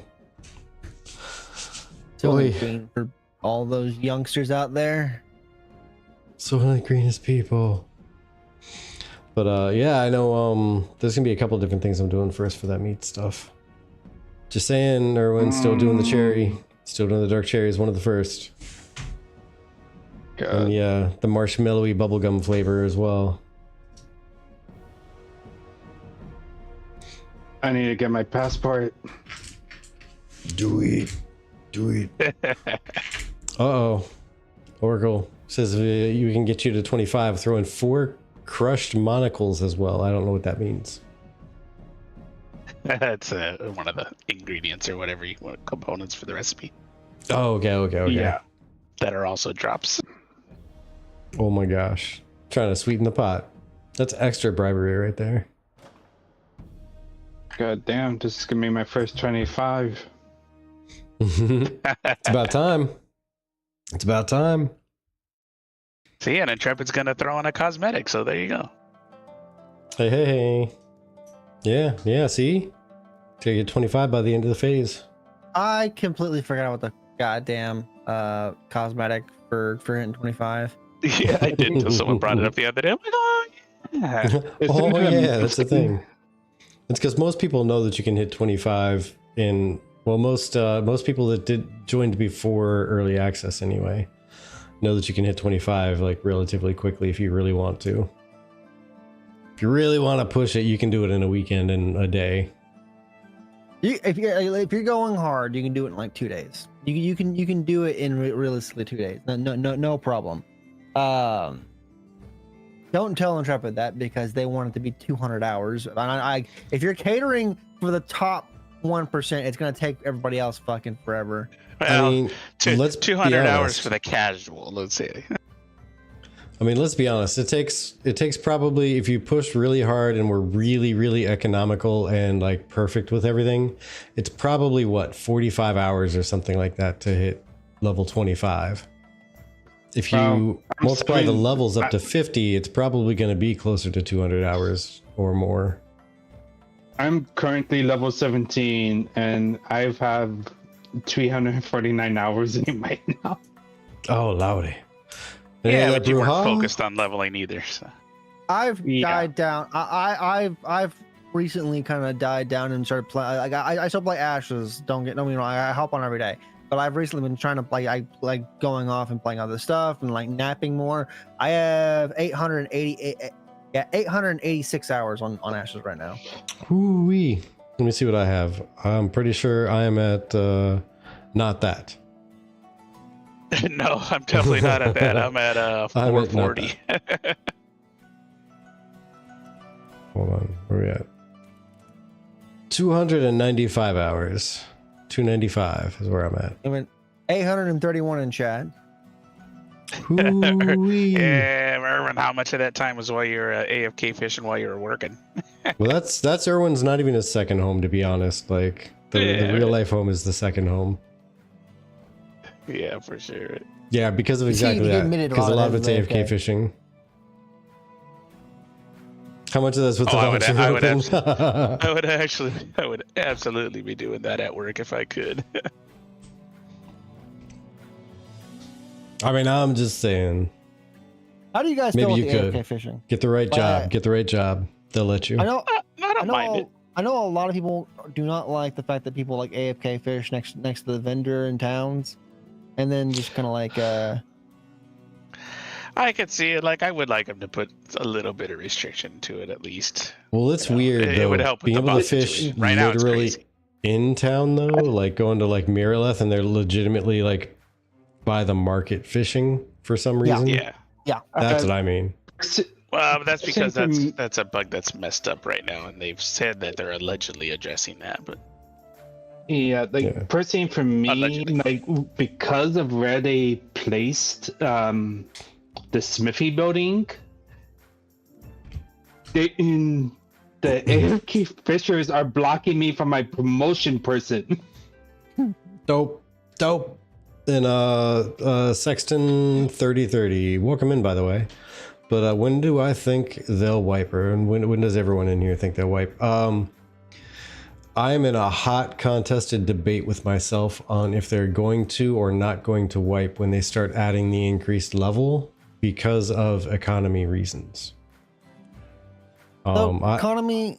Go ahead. Sorry, you're still talking. Yeah, I can't decide if they're going to do just a wipe or just add maybe some fresh start servers, because I doubt they're going to just keep all servers as they are, and that's it when it comes to increase the level and start adding augments. It's not even just the economy. Like this current go around, nodes didn't level properly. Like. Well, yeah, but that also affected economy and Look if how many they- things we have just in the Riverlands. yeah, Well, to yeah, me, I but- care more about that than the econ myself. yeah, but the economy also is every iteration that they do is going to benefit more from a fresh start than from a start in the middle of whatever is going on right now, though. Too. That's kind of the reason I'm thinking about it. I'm just saying it's not the only reason, like, to justify a right. Yeah, Like that's fair. Absolutely. the leveling of the nodes, I would consider even bigger. Well, it's thing that needs basically to the be same as what fixed. a lot of us, including yourself, argued for the last time when we were having wipe discussions before EA was like, okay, but it doesn't make sense unless you fix this, fix this, fix this. So we're still saying the same list currently. No sense of wiping Okay. just because the economy, unless you fix the Vaseline, the node leveling, the blah blah blah blah blah blah blah blah. It's all the same list. I think with numbers dying down like they are, we have natural decline. It makes sense for them to at least do server merges. In terms of a wipe, I know there are a lot of people that want a wipe, and it makes sense. All the botting and RMT and stuff like that have like messed up the economy. I don't want Intrepid to be ever afraid to wipe. I think they need to. It's an alpha. It's meant to be testing and stuff like that. They should wipe when they want to get the testing that they need or want. But I also think that needs to come with content. Something to show, right? Like if you're wiping, have something to show, and make sense Exactly. why you're wiping. Yeah. So it makes sense. Like everyone's argument why they were wiping. I do think Ashes is in a unique position as an MMO to be like a seasonal MMO, to where they're not going to do this because MMO players want the progression. I want the progression to stay permanent, but Ash is in a unique position to be a seasonal MMO to do like seasonal wipes. Not even like seasonal, but like regular wipes. You could do an event to where the apocalypse is happening again, players are going back through the portal, and then they come back, because honest to God, all expansions are MMO version of wipes, and you could basically just like the reason you do that is because the economy needs to be reset, player progression needs to be reset, and other games do that in a much more efficient way by actually doing a full wipe. And I think I'm not opposed to Ashes doing that either. I also think that MMO players actually do enjoy wipes because ArcAge, but people love fresh start servers. People actually do enjoy going through the fucking that new server experience over again. Also, another point. You never know. They might end up doing a combination. Who knows? Like offer some fresh starts for one, the economy information they could gain from a fresh one. Plus two, seeing how everything else works, like the node leveling and everything like that. But maybe more people would be interested in that fresh wipe, like I said, not fresh wipe, fresh start. And they'll just voluntarily hop over, and then they'll just have to merge the other servers together or something. You can make the end of a server, like a big Final Fantasy, like when Final Fantasy was was ending and like it was being remade and turned into Final Fantasy, like the new Final Fantasy we all have. You could do a gigantic event like that. Do it to where it's this giant, apocalypse is happening again. We're all going through the portal, and you could have it to where, like, if it's a seasonal thing, then I think you have it to where players can get the knowledge they need for the game in the previous server's lifespan, transition that to the next one. And also you have it to where, like, oh well, I'm not really feeling Ashes right now. I got life going on. I got works and stuff like that. My parents, I got a funeral, and then people skip a phase and then come back the next phase. I think wipes have a place, and I would love to see an MMO fully embrace that. I think Crowfall tried to do that, and Crowfall failed for so many other reasons. I don't think they were wrong for what they were trying to do, though. Yeah, I think the problem with wipes and MMOs is the fact that part of it is continual growth and seeing what kind of pinnacle you can reach in your own personal growth versus everyone else. So if you end up getting things wiped out, part of that I've reached the top of the mountain or I'm almost at the top of the mountain kind of disappears with that wipe, like an actual wipe. The X-Pack release, like you were talking about, at least with the games that have actual power and economy cost creep, where you get just a massive amount more money and power out of the next tier. Like you were saying, it's kind of essentially a wipe. As long as people are ready to move into that next expansion, they could be at the bottomest tier of the bottom and absolutely in scrub gear with no money and come out, you know, a lot better placing in the tiers than they would if it were to just continue as it was. Or even, I mean, a pure wipe would obviously be different, but they would be able to jump in and start doing the quest of the X-Pack almost right away and start earning that gear and that money right off the bat. And so it would kind of be, I think that may have been where you were going, almost like a soft wipe or a soft reset, because you're adding so much more power and money to the game with the next X-Pack that everything you had at the previous one almost doesn't matter unless you were ultra rich or ultra powerful. Yeah. I mean, let's face it, they're gonna need to figure out some way to not do the. It's gonna have to be some sort of big event, something. When, like, we've basically more or less established that we're only getting the one continent for launch. Right. Yeah. Okay. I love that you bring this up. So how are they gonna announce the new thing and make it a big thing to entice people to make this massive voyage over? Right. So they're gonna have to do something. That would be a perfect time for some sort of soft wipe, right? If you do a wipe, well, see, here's the thing: if you do an expansion, and like the other continent opens up, then like the other continent is like, oh, that's the higher level continent. Like I'm going over there, kind of thing. Like you have to do something to entice people to go over that continent. Right? But if you do the wipe, then the world, then you have it to like, oh, this expansion happened, and now you have two continents that make sense why they're why they're fucking there. And like, here's the thing. Yeah, it needs to, because don't forget there's racial starter zones that are on the other continent. So Yeah, you have to exactly. have low-level areas over there. Yeah, exactly. They got to make it make sense. So some type of wipe needs to happen.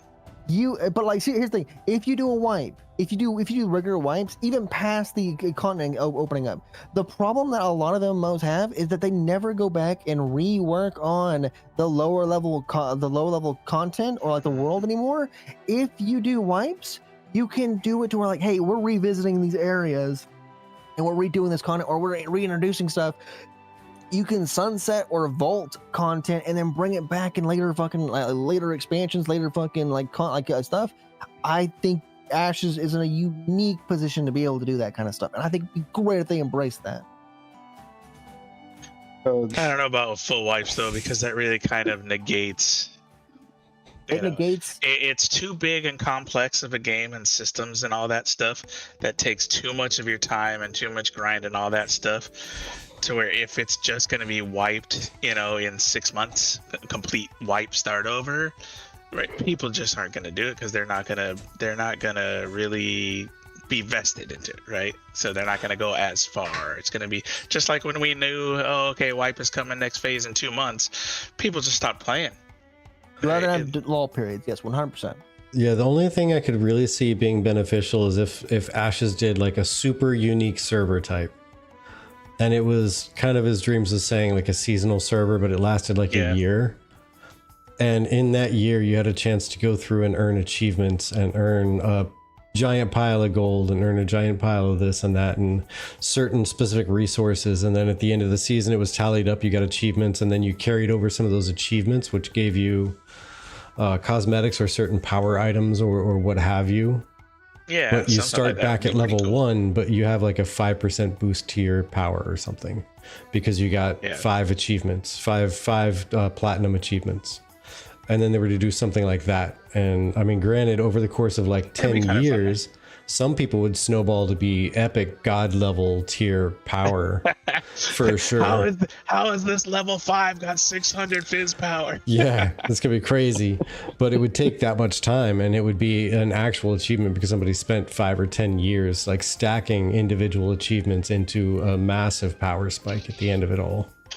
And never underestimate Chivos, titles, and cosmetics, baby. Yeah, but if you kept like 5 or 10% of your fortune and like one random item that you're wearing or something like that, you got to carry over. Like, I think that would maybe be kind of fun, something like that. I mean, again, just totally throwing random ideas at the wall here. Yeah, as long as that random item wasn't an artifact. I mean, how cool would it be to be a level 1 with like, I inherited this from my dad. I can't use it yet. Super strong. Can't touch it. It's in the box. That's right. I can't use it till I hit level 50, but it's in the box at town. I can't even bring it out here. It's so strong. I mean, Chronicles of Valeria was supposed to do something like that, right? Like Chronicles of Valeria was supposed to be like this game that, you're this blacksmith and you died. Well, then your stats would carry over to your child. And your child became a king. They would have inherit stuff from the previous generation.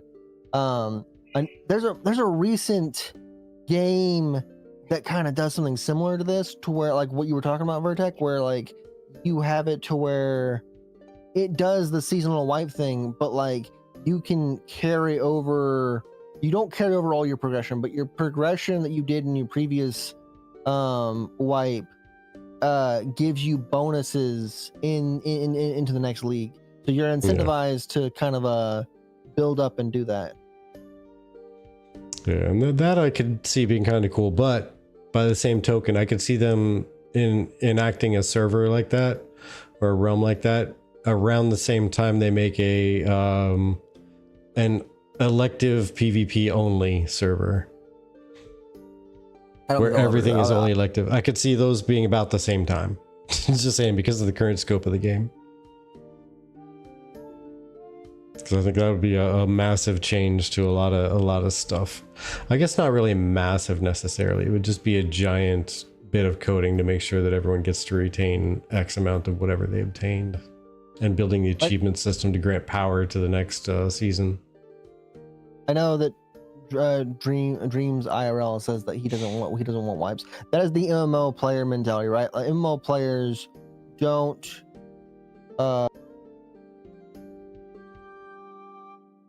MMO players don't like wipes. Well, wipes are one thing, but when it's a game that's designed around long haul, long progress, that's just massive time sink to actually get to the end of all the stuff, wipes are a little rough to take. It's a little different if it only took me like 4 months, 6 months, and I've done everything. Okay, that's different. But like this is designed to be a lot longer than that. Especially in a game where it's gonna be like, it's gonna take a long time to unlock certain storylines or quest chains in this game, or even the recipes gonna be locked behind certain node levels. Yeah, think about how cool that would be, though. If there was a seasonal server or a seasonal realm that had like an annual reset that was scheduled and you got to carry over some stuff, you would legitimately have a scenario where you could experience every variety of that server over the course of 10-15 years. I mean, granted, when more X packs come out, it's gonna be really hard to finish them all in a year, but aside from that, you'd be able to experience, like, what if this node were to reach max first, and then that node were to reach max first, and then next year you do the other one, and then next year you do the other one. It honestly, something like that, like recipes, exclusive recipes, could be what's a reward or carried over from that seasonal server. Hey, if you manage, to get to this level, this whatever you got to do to get a recipe that you'll never see again, that you get to carry that onto live, and now you're making bank because you're the only person who can make it. Blah blah blah blah blah.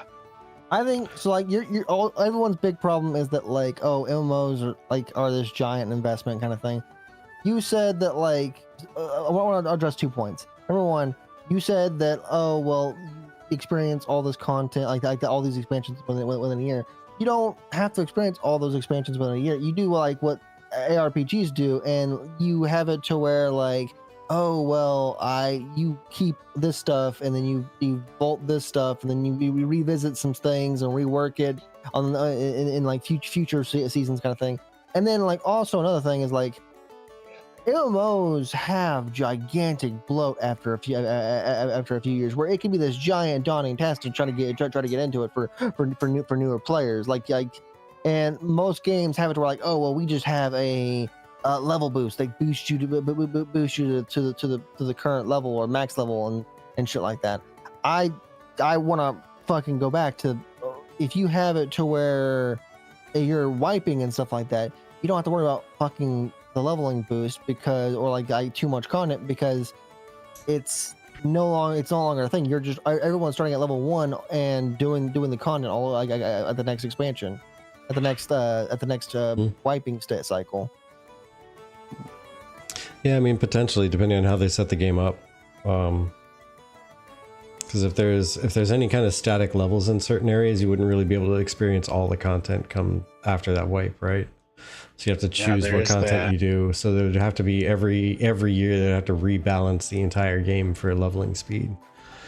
If they wanted people to experience all of the actual stuff and get the entire story out of it, is the big thing. Because what if somebody comes into, a seasonal server 5 years in, and there's 2 expansions, and they're like, okay, so I got to experience the main game and 2 expansions that are linear in story in 1 year.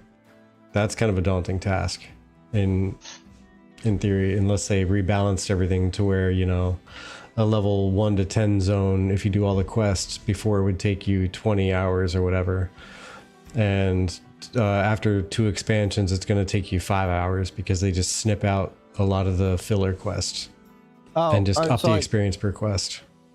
I think you're still looking at it from, like, the MMO perspective of, like, you come out with this expansion and it adds in like I this fuck ton of content that in story, and it's like you're still adding on to it, and so like along with the wipe you're having to play through all of that stuff. I'm talking about a wipe to where you're just basically like you can add on stories and content and stuff like that, but you're mainly reworking and revisiting and just adding on to the base game. Like ArcAge almost didn't change for the entirety of its lifespan.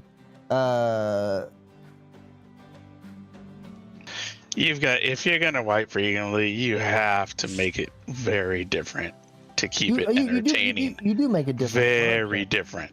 Like extremely different. Like, I'm sorry, we're already sick of the Riverlands, and it's been less than 2 years. You're just gonna keep wiping the Riverlands and do it again? No. You gotta like can't just but we made the quest down here better and this and that. No, it's got to be big time different. Yeah, because I'm also looking at the person who walks in after 2 expansions have been released.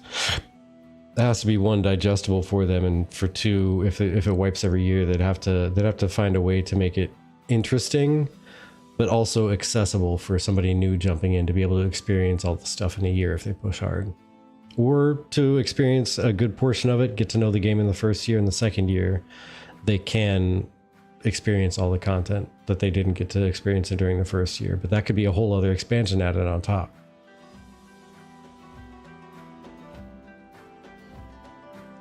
And first time user reworks or first time user experience reworks, Fatui as people are calling it. Yeah, but how many times do you want to do it? Yeah, but I think it'd be an interesting concept, especially with Ashes, where like what you do influences how the world grows. I think it could be a viable realm type, to be honest. Well, yeah, no, I'm all aboard with like the seasonal server aspect of it, just not that being the only thing. Oh yeah, like Yokai's like saying Yokai wants that to be the entire game. I'm like, no. That's got to be an elective thing. I am talking about like making it more like how a fucking ARPG is. Yeah, this isn't an ARPG, and I'm not playing an ARPG for a decade. A real MMO I'll play for that many years. I have. I'm not talking about making it an ARPG. I'm just really talking about making it more like taking inspiration from what ARPGs do. I don't want to keep doing the same general game with just some minor tweaks. Clarification question. We're talking about a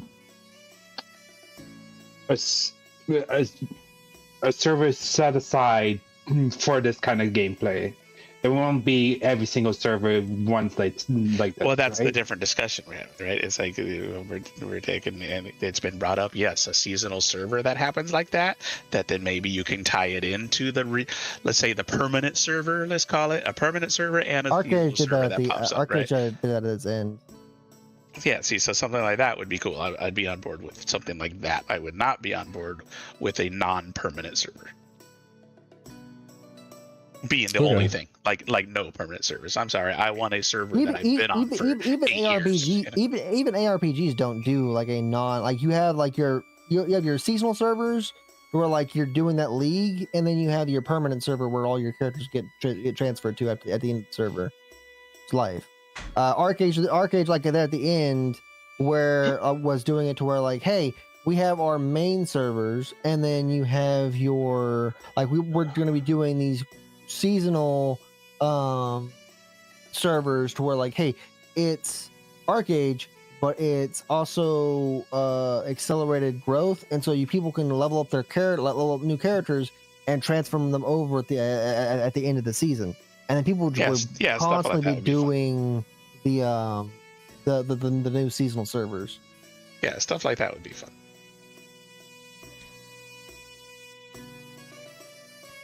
Yeah, it could be kind of neat. I could see it. Again, especially because of the way the Ashes is set up. But also, you know what? For the flip side of that, what would you think on consensual PvP only, like no open world randomly PvPing somebody, but things like caravans would still flag you for PvP activity to those who engage with that activity.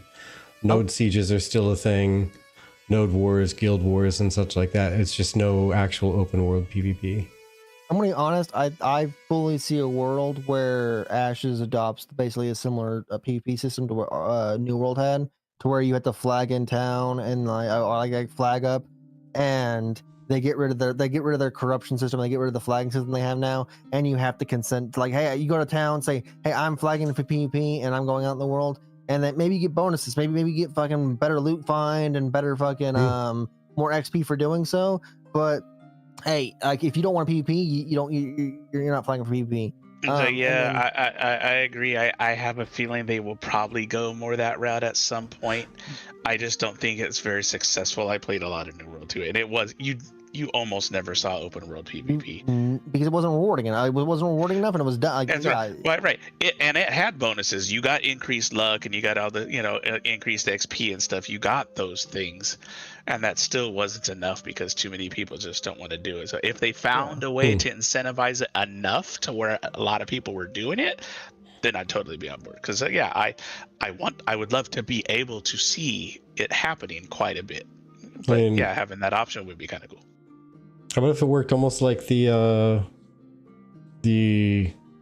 lawless zones, the rotating lawless zones, where if you just you flagged for constant or you set yourself for constant open world PvP flag when you leave a settlement, you can't turn it off unless you go back. But while you're out there, you're getting like a 10 to 15% bonus in drop rarities. That's all. Well, that's what I mean. That's what New World was. That's what New World had. It's not rewarding enough. That's why no one goes to the fucking zones and Ashes of Creation to fucking use those things, because they're not rewarding enough. Like the lawless zones inside Ashes are the same way. No one goes there. I think there's a way where they can make it. I think they can make it rewarding enough, though. They would just have to find out what there's a different kind of flag where you were not able to be attacked normally outside in the world, outside of an PvP objective, but if you could set yourself to be attacked so that the normal current corruption system applied after you left town, so there was still risk, but not as much risk, but it was still that same 10 to 15% bonus. You'd have to incentivize people that are taking the risk, and like we already established, like it's not like people are just gonna go the non-risky route. Like you'd have to massively incentivize the like, hey, taking the risky route.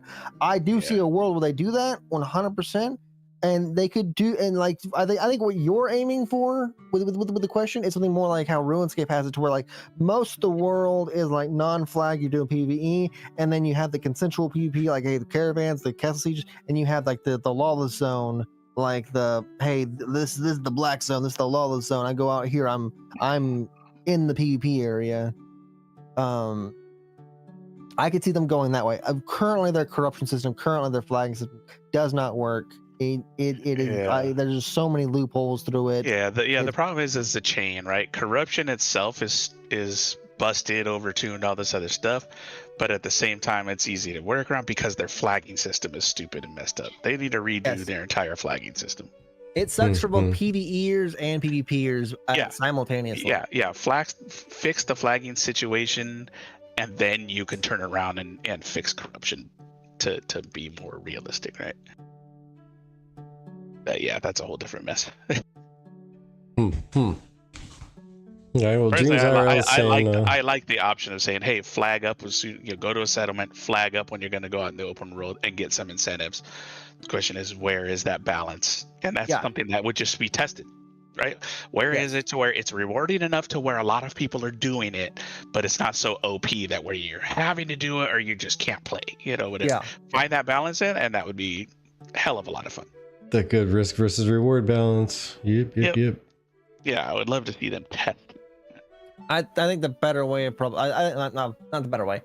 I think the way that's probably more realistic to work, that would make the PvE players happy and also make the PvP players happy, is you do what Albion does. You do what EVE Online does. You do what fucking Arcade does. Not Arcade, fucking well, technically Arcade, yeah, Arcade does it as well. But like you also do it to where like fucking RuneScape does it. You have most of the game areas be this, hey, you're safe in this area, and you can just do the fucking content. But hey, you also have like you want the better stuff. You want that star metal ingots and stuff like that. You want the good stuff. You go out to the fucking lawless zone and you risk your stuff. You do that risk versus reward content. You are out there. You are flagged. You know that. You know what that's what. Right. Oh, you want the Grandmaster recipes? Oh, you better get your ass out there to that lawless, because that's where it's gonna drop, right? You want to fight the black. You want to fight the black. You want to fight the black dragon boss that fucking has 3 heads. You want to upgrade your fucking faith to the highest level, and you get the wyvern bones and go into the deep the lawless zone.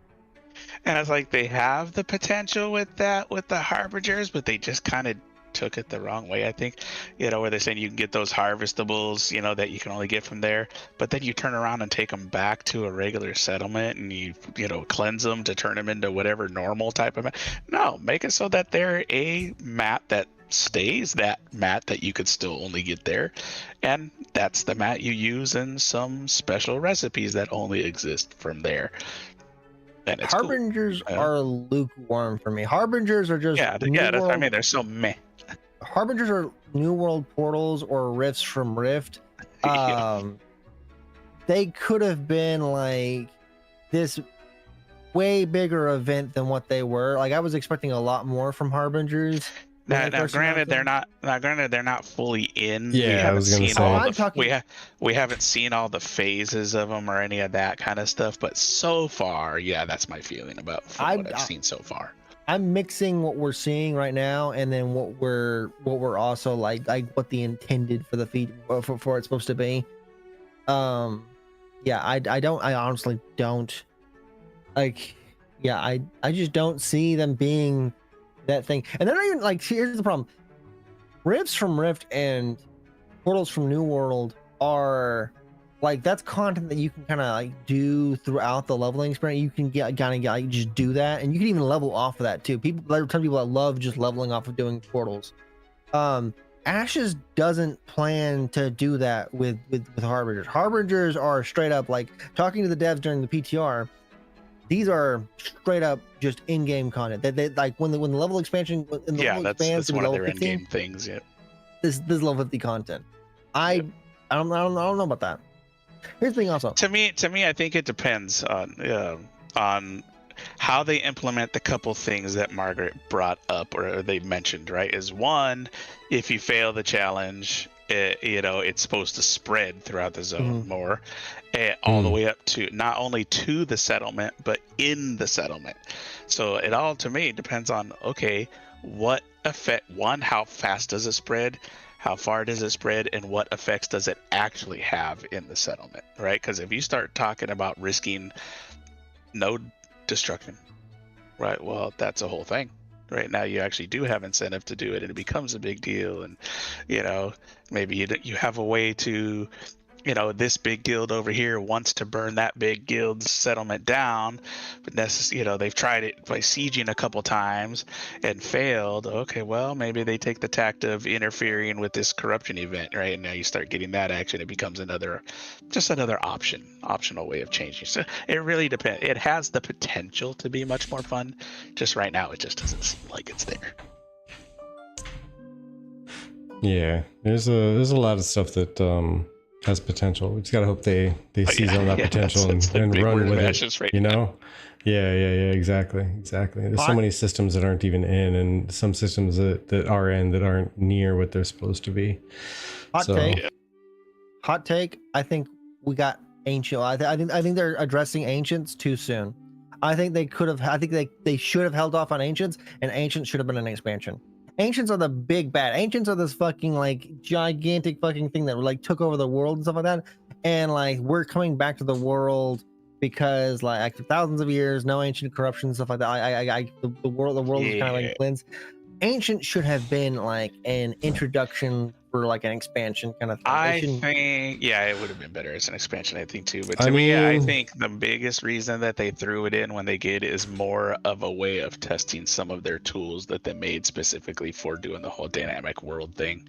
I think they could have chosen a different, better thing to use it on, like you said, save the ancient stuff for later. But I think it was more about, hey, we want to see if this tool that we made works. Yeah, that could possibly be it. But then again, also we don't know what tier or hierarchy these ancients are. These could absolutely be like the random foot soldiers. They're like, go fucking check that place out. We're hearing some activity or some bullshit over there. Go out there. What? Me? Why me? Because you're a scrub. Go look at it. Yeah, they're calling these guys the big badasses, but maybe they're just the big badasses of the scout team. Yeah, exactly. Maybe they're just like the peons that were sent out to do the dirty work, and then they didn't return. I guess we should probably send somebody more senior. Right. Even then, I still think narratively, if I was story writing or if I was making this game, I still would have saved like ancients as like this thing that doesn't come until like an expansion or two in. Like, oh, we've developed the world, we've been here for a while, and so now the just a lot of hints about them. Yeah, the hints are coming, and now the expansion's happening. Now the harbingers are here. And like maybe like I think what you're also hinting at is maybe like something like the Fallen, the three gods that sided with the ancients and the war between the gods and stuff like that. Like having the Fallen be like a thing later on, but like. Yeah, you're right. From a narrative standpoint, it's a bit early for harbingers for sure. Yeah, I think it's narratively speaking, I think it is. I mean, we're not playing level 50 stuff, so why are we doing level 50 narrative? They pulled the trigger. They pulled the trigger on Angel. There's so many other like storylines. Like their whole thing is like, oh, we're testing out the narrative and like all the stuff for our game, and like, yeah, but you had to pull the trigger on Ancient so fast, like.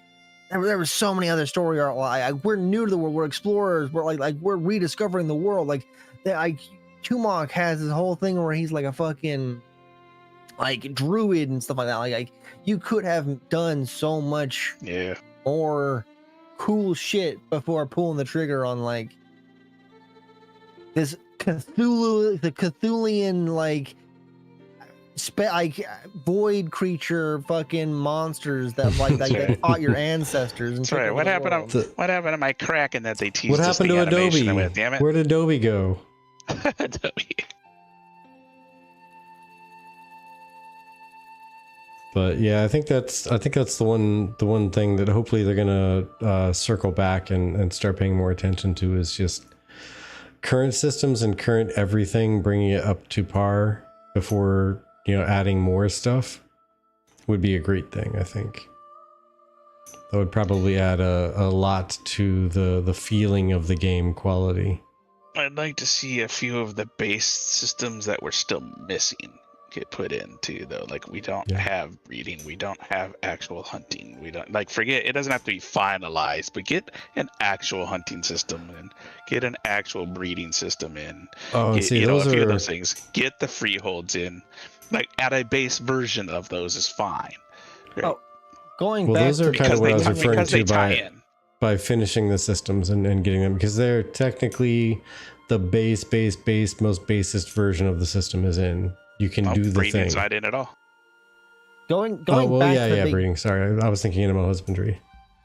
Yeah, that's what I mean. Just a few things like that. Right? There's not a ton of those types of systems. Just a few of those in. Then exactly. Get them right. Then worry about the other shit. Going back to the beginning of this entire fucking conversation, like I back to like the whole like sharing too much information, not too much information. Like I think, and talk about the roadmap. We had a roadmap for fucking Alpha 2, Phase 1, 2, and 3. We have not touched most of those fucking markers that like the target for those phases. Well, that took all of about a month before they rescheduled the entire thing. Yeah. They went completely out of order. They blew that thing up quick. It's an adventure. Yeah, It's an adventure. which honestly I think is partially what they've learned from, which is why they're you will not see a roadmap that looks like that again ever. You're gonna see now they're just called milestones, and I seriously doubt we're gonna see a whole lot of detail in this dev stream about these milestones, honestly. They were called milestones in the fucking previous one, and we'll find out Friday. We'll find out what we're looking at Friday. The previous one, it was called phases, and that was mostly about access too. Though, oh, we have new people that have access to this phase, access to that phase. This one's not about access anymore because now anybody and everybody that ever wants it has access. There's no more restriction to that. No more. Oh, FOMO! You're selling keys because you're trying to you're putting a deadline on to buy keys for trying to generate FOMO. You're right. There's none of that anymore. So now it's strictly just phases as far as what's in the game. So now they're calling them milestones. Yeah, like I said, you're not gonna see data. I doubt we'll even see Q1, Q2, Q3 type of stuff with milestones. They're just gonna say, here's this milestone. Okay, how long is that gonna be? Well, we don't know. I'm like, if you're shooting for the end of the year for beta, you're gonna have to know by now. So we'll see how much they've learned when they give timelines. I actually miss phase 1 where the game was only up for like 3 days out of the week. Yeah, that was kind of fun. Because like you'd get your fun for those 3 days. Like you wouldn't be like even if you were rushing, and then like for the days that it wasn't up, you'd be fiending and waiting for your day, like the days that Ashes was up again. Open. You'd be fiending to get your Ashes fix again. Hey man, got any of that Ashes? Got any of them there? They're Ashes. I miss the old version of dev streams when it was all about future stuff. Here's what we're working on. Here, address the big problem things like, okay, we're addressing the duping, we're just X plays blah blah blah, and then make the rest of your stream about here's what we're working on towards the future. Here's what's going to come in this next milestone. We don't have a timeline for it yet, but here's what's currently, at the top of the priority list, blah, blah, blah. Right? Go over future stuff, showcase stuff that's not in the game yet.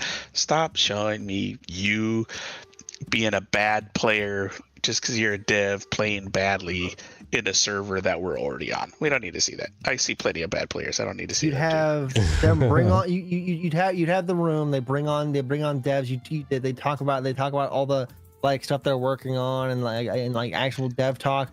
Tools and stuff like that. Like they did some of that a couple of streams back where they had kind of more of a roundtable dev discussion kind of thing. It wasn't no gameplay involved at all, and that was amazing. Instead of this fucking 2-3 hour live stream to where like you have 45 minutes of the live stream as a pre-recorded video of you showing off the fucking showing off all the content poorly, and everyone fucking commenting on the devs don't play the game, Steven's bad. Yeah. Ooh, check out this POI. We're like, we already did. We've cleared it. I grinded it for 4 hours. Ooh, look at the world. Steven, turn around and help out the team. Stop showing me stuff we can see now. Show me stuff that we don't have access to. The thing that I didn't understand about the fucking fishing one, and then Steven has the excuse that, oh, well, the light's in my eyes. It's a one for one. It is a 1-for-1 copy of ArcAge. And he has played, is the main game he's basing Ashes of Creation off of. And he failed at the fucking minigame. He failed at sports fishing, and it's a game. It's a 1-for-1 copy of a game that he's played before. It is funny. He plays so badly. I'm like, come on, Steven, you gotta be better at this. Even when he's in God mode trying to save when they were doing the Harbingers one, I'm like, wait, you're in God mode just to spam Arcane Volley? What the hell are you doing? You got so much better stuff than that. Why aren't you spamming Prismatic Beam? You can just blowtorch the whole damn place down in 5 seconds. Come on now. And I'm like, yeah, it cracks me up watching it play. Boy, it's entertaining at least, though. Am I right? It definitely is. And I tease it there, Margaret. I'm like, Margaret, if he's gonna go God mode to save you guys, at least tell him to stop, use real abilities. What's he doing? She's like, there's only so much I can do with him. I'm sorry. It's great. I love those guys.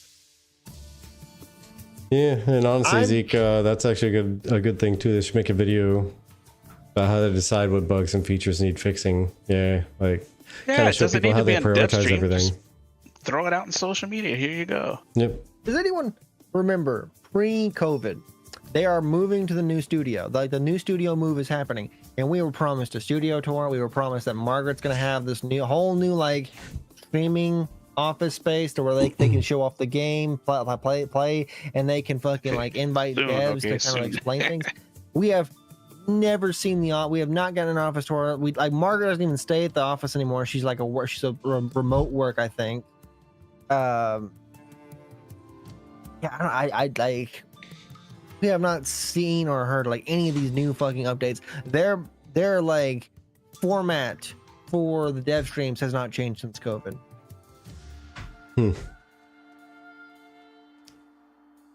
I thought they adjusted it a little bit at least.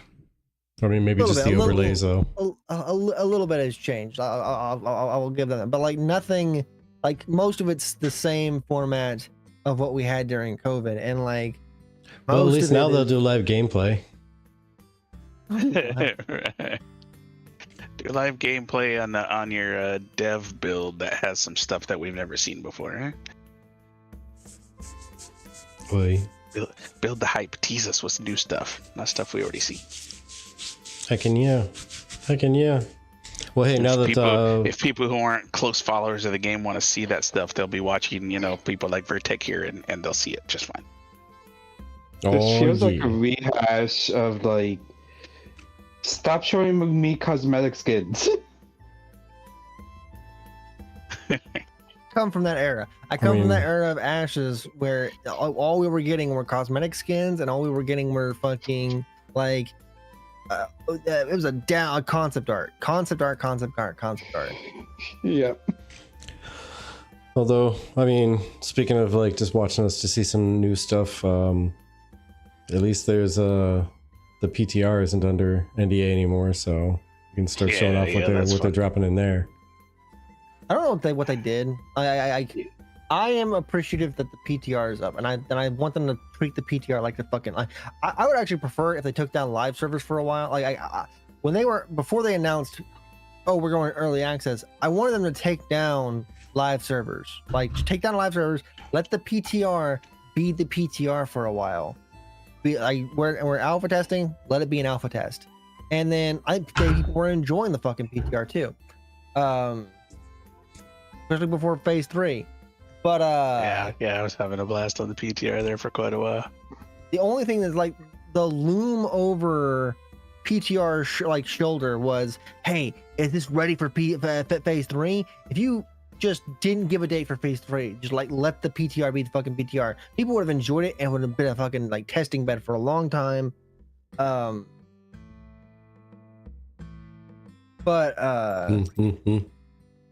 Thanks. Oh my gosh. I can't even give you a proper cheers because all of my booze is gone. I've been debating on tapping out for the past hour and 10 minutes, but I just haven't gotten around to it. We've been talking, but hey, welcome in, and I guess I'll cheers you with the water. Cheers.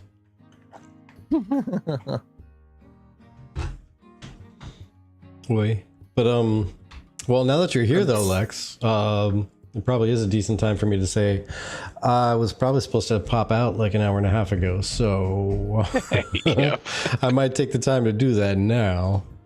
It's a decent time to escape. I see how you are, Lex. I see how you are. Lex comes in to close up shop. That's what it is. Lex the bouncer. Now, there are not a whole lot of people that I recognize in the Ashes category right now. And by not a whole lot, I mean basically none that I know. A couple names that I've seen before. But if anyone has anyone that would recommend raiding over to, we can do that. Either that or I picked that a little while ago. Zikarik and the Bobby Styles. One's running around with a mage doing stuff in action combat as a mage, which is interesting to me. Just doing random stuff out in the world. And Bobby Styles is out doing some open sea fishing. They're on a boat right now. Oh. I vote Bobby Styles purely because of the Bankai in the title. I mean, that's fair. That's fair. One guy blasting off. But you have COVID right now? Oh man, that sucks, Lex. Sorry to hear that. Hopefully you get better at it. If it makes you feel any better, you won't get me sick. Apparently I have some kind of super immunity. Chibi and I had a couple of roommates over the years, and a few You're of them trying COVID hard enough. Get better at COVID. yeah, not trying hard enough. Well, we had one roommate had her boyfriend in all the time. They both got like crazy sick with COVID. Like they were hacking their lungs off in their room, but we didn't get sick from that. She got COVID a second time. We didn't get sick from that. Another roommate we had got sick twice with COVID, and he was like a hypochondriac. Always got tested if he had like the sniffles to see if he had COVID. And he had it confirmed twice, and out of 4 times literally living with people who had it, we never caught it. So I mean, I'm knocking on some false wood here for my desk, but I'm just saying, so far we've been lucky. Or we're just superhuman. I don't know. Yeah, Chibi doing dispels. Exactly. Right. All right, but yeah, Stomps, if you want to take a quick look, see if there's anyone you recommend. If not, I'm going to queue up and get Bobby Styles ready here. But did you folks have any random things you'd like to toss out towards the end of the stream here, towards the tail end before you run away?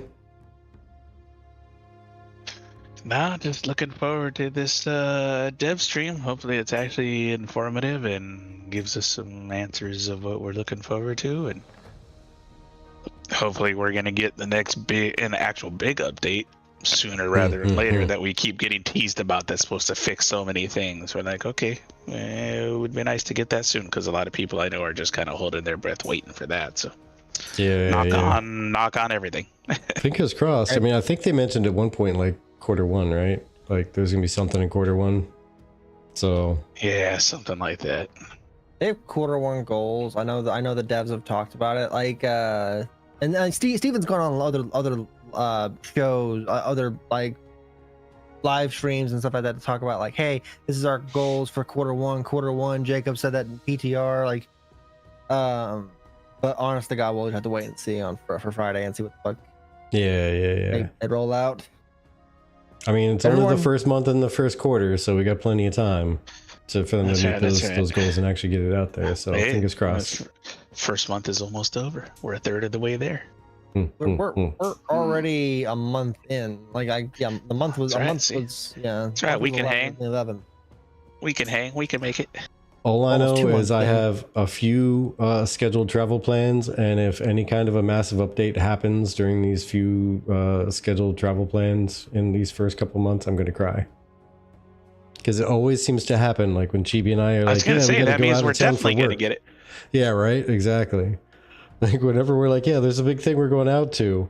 We're going to travel and do this thing. We're going to be gone for like a week and a half. Oh, that's when a big update happens. That's when a big thing happens. Perfect. Vertec, I'm going to need you to send me the dates of when your biggest upcoming event is, so that I can schedule some time off of that, because that's when it's coming.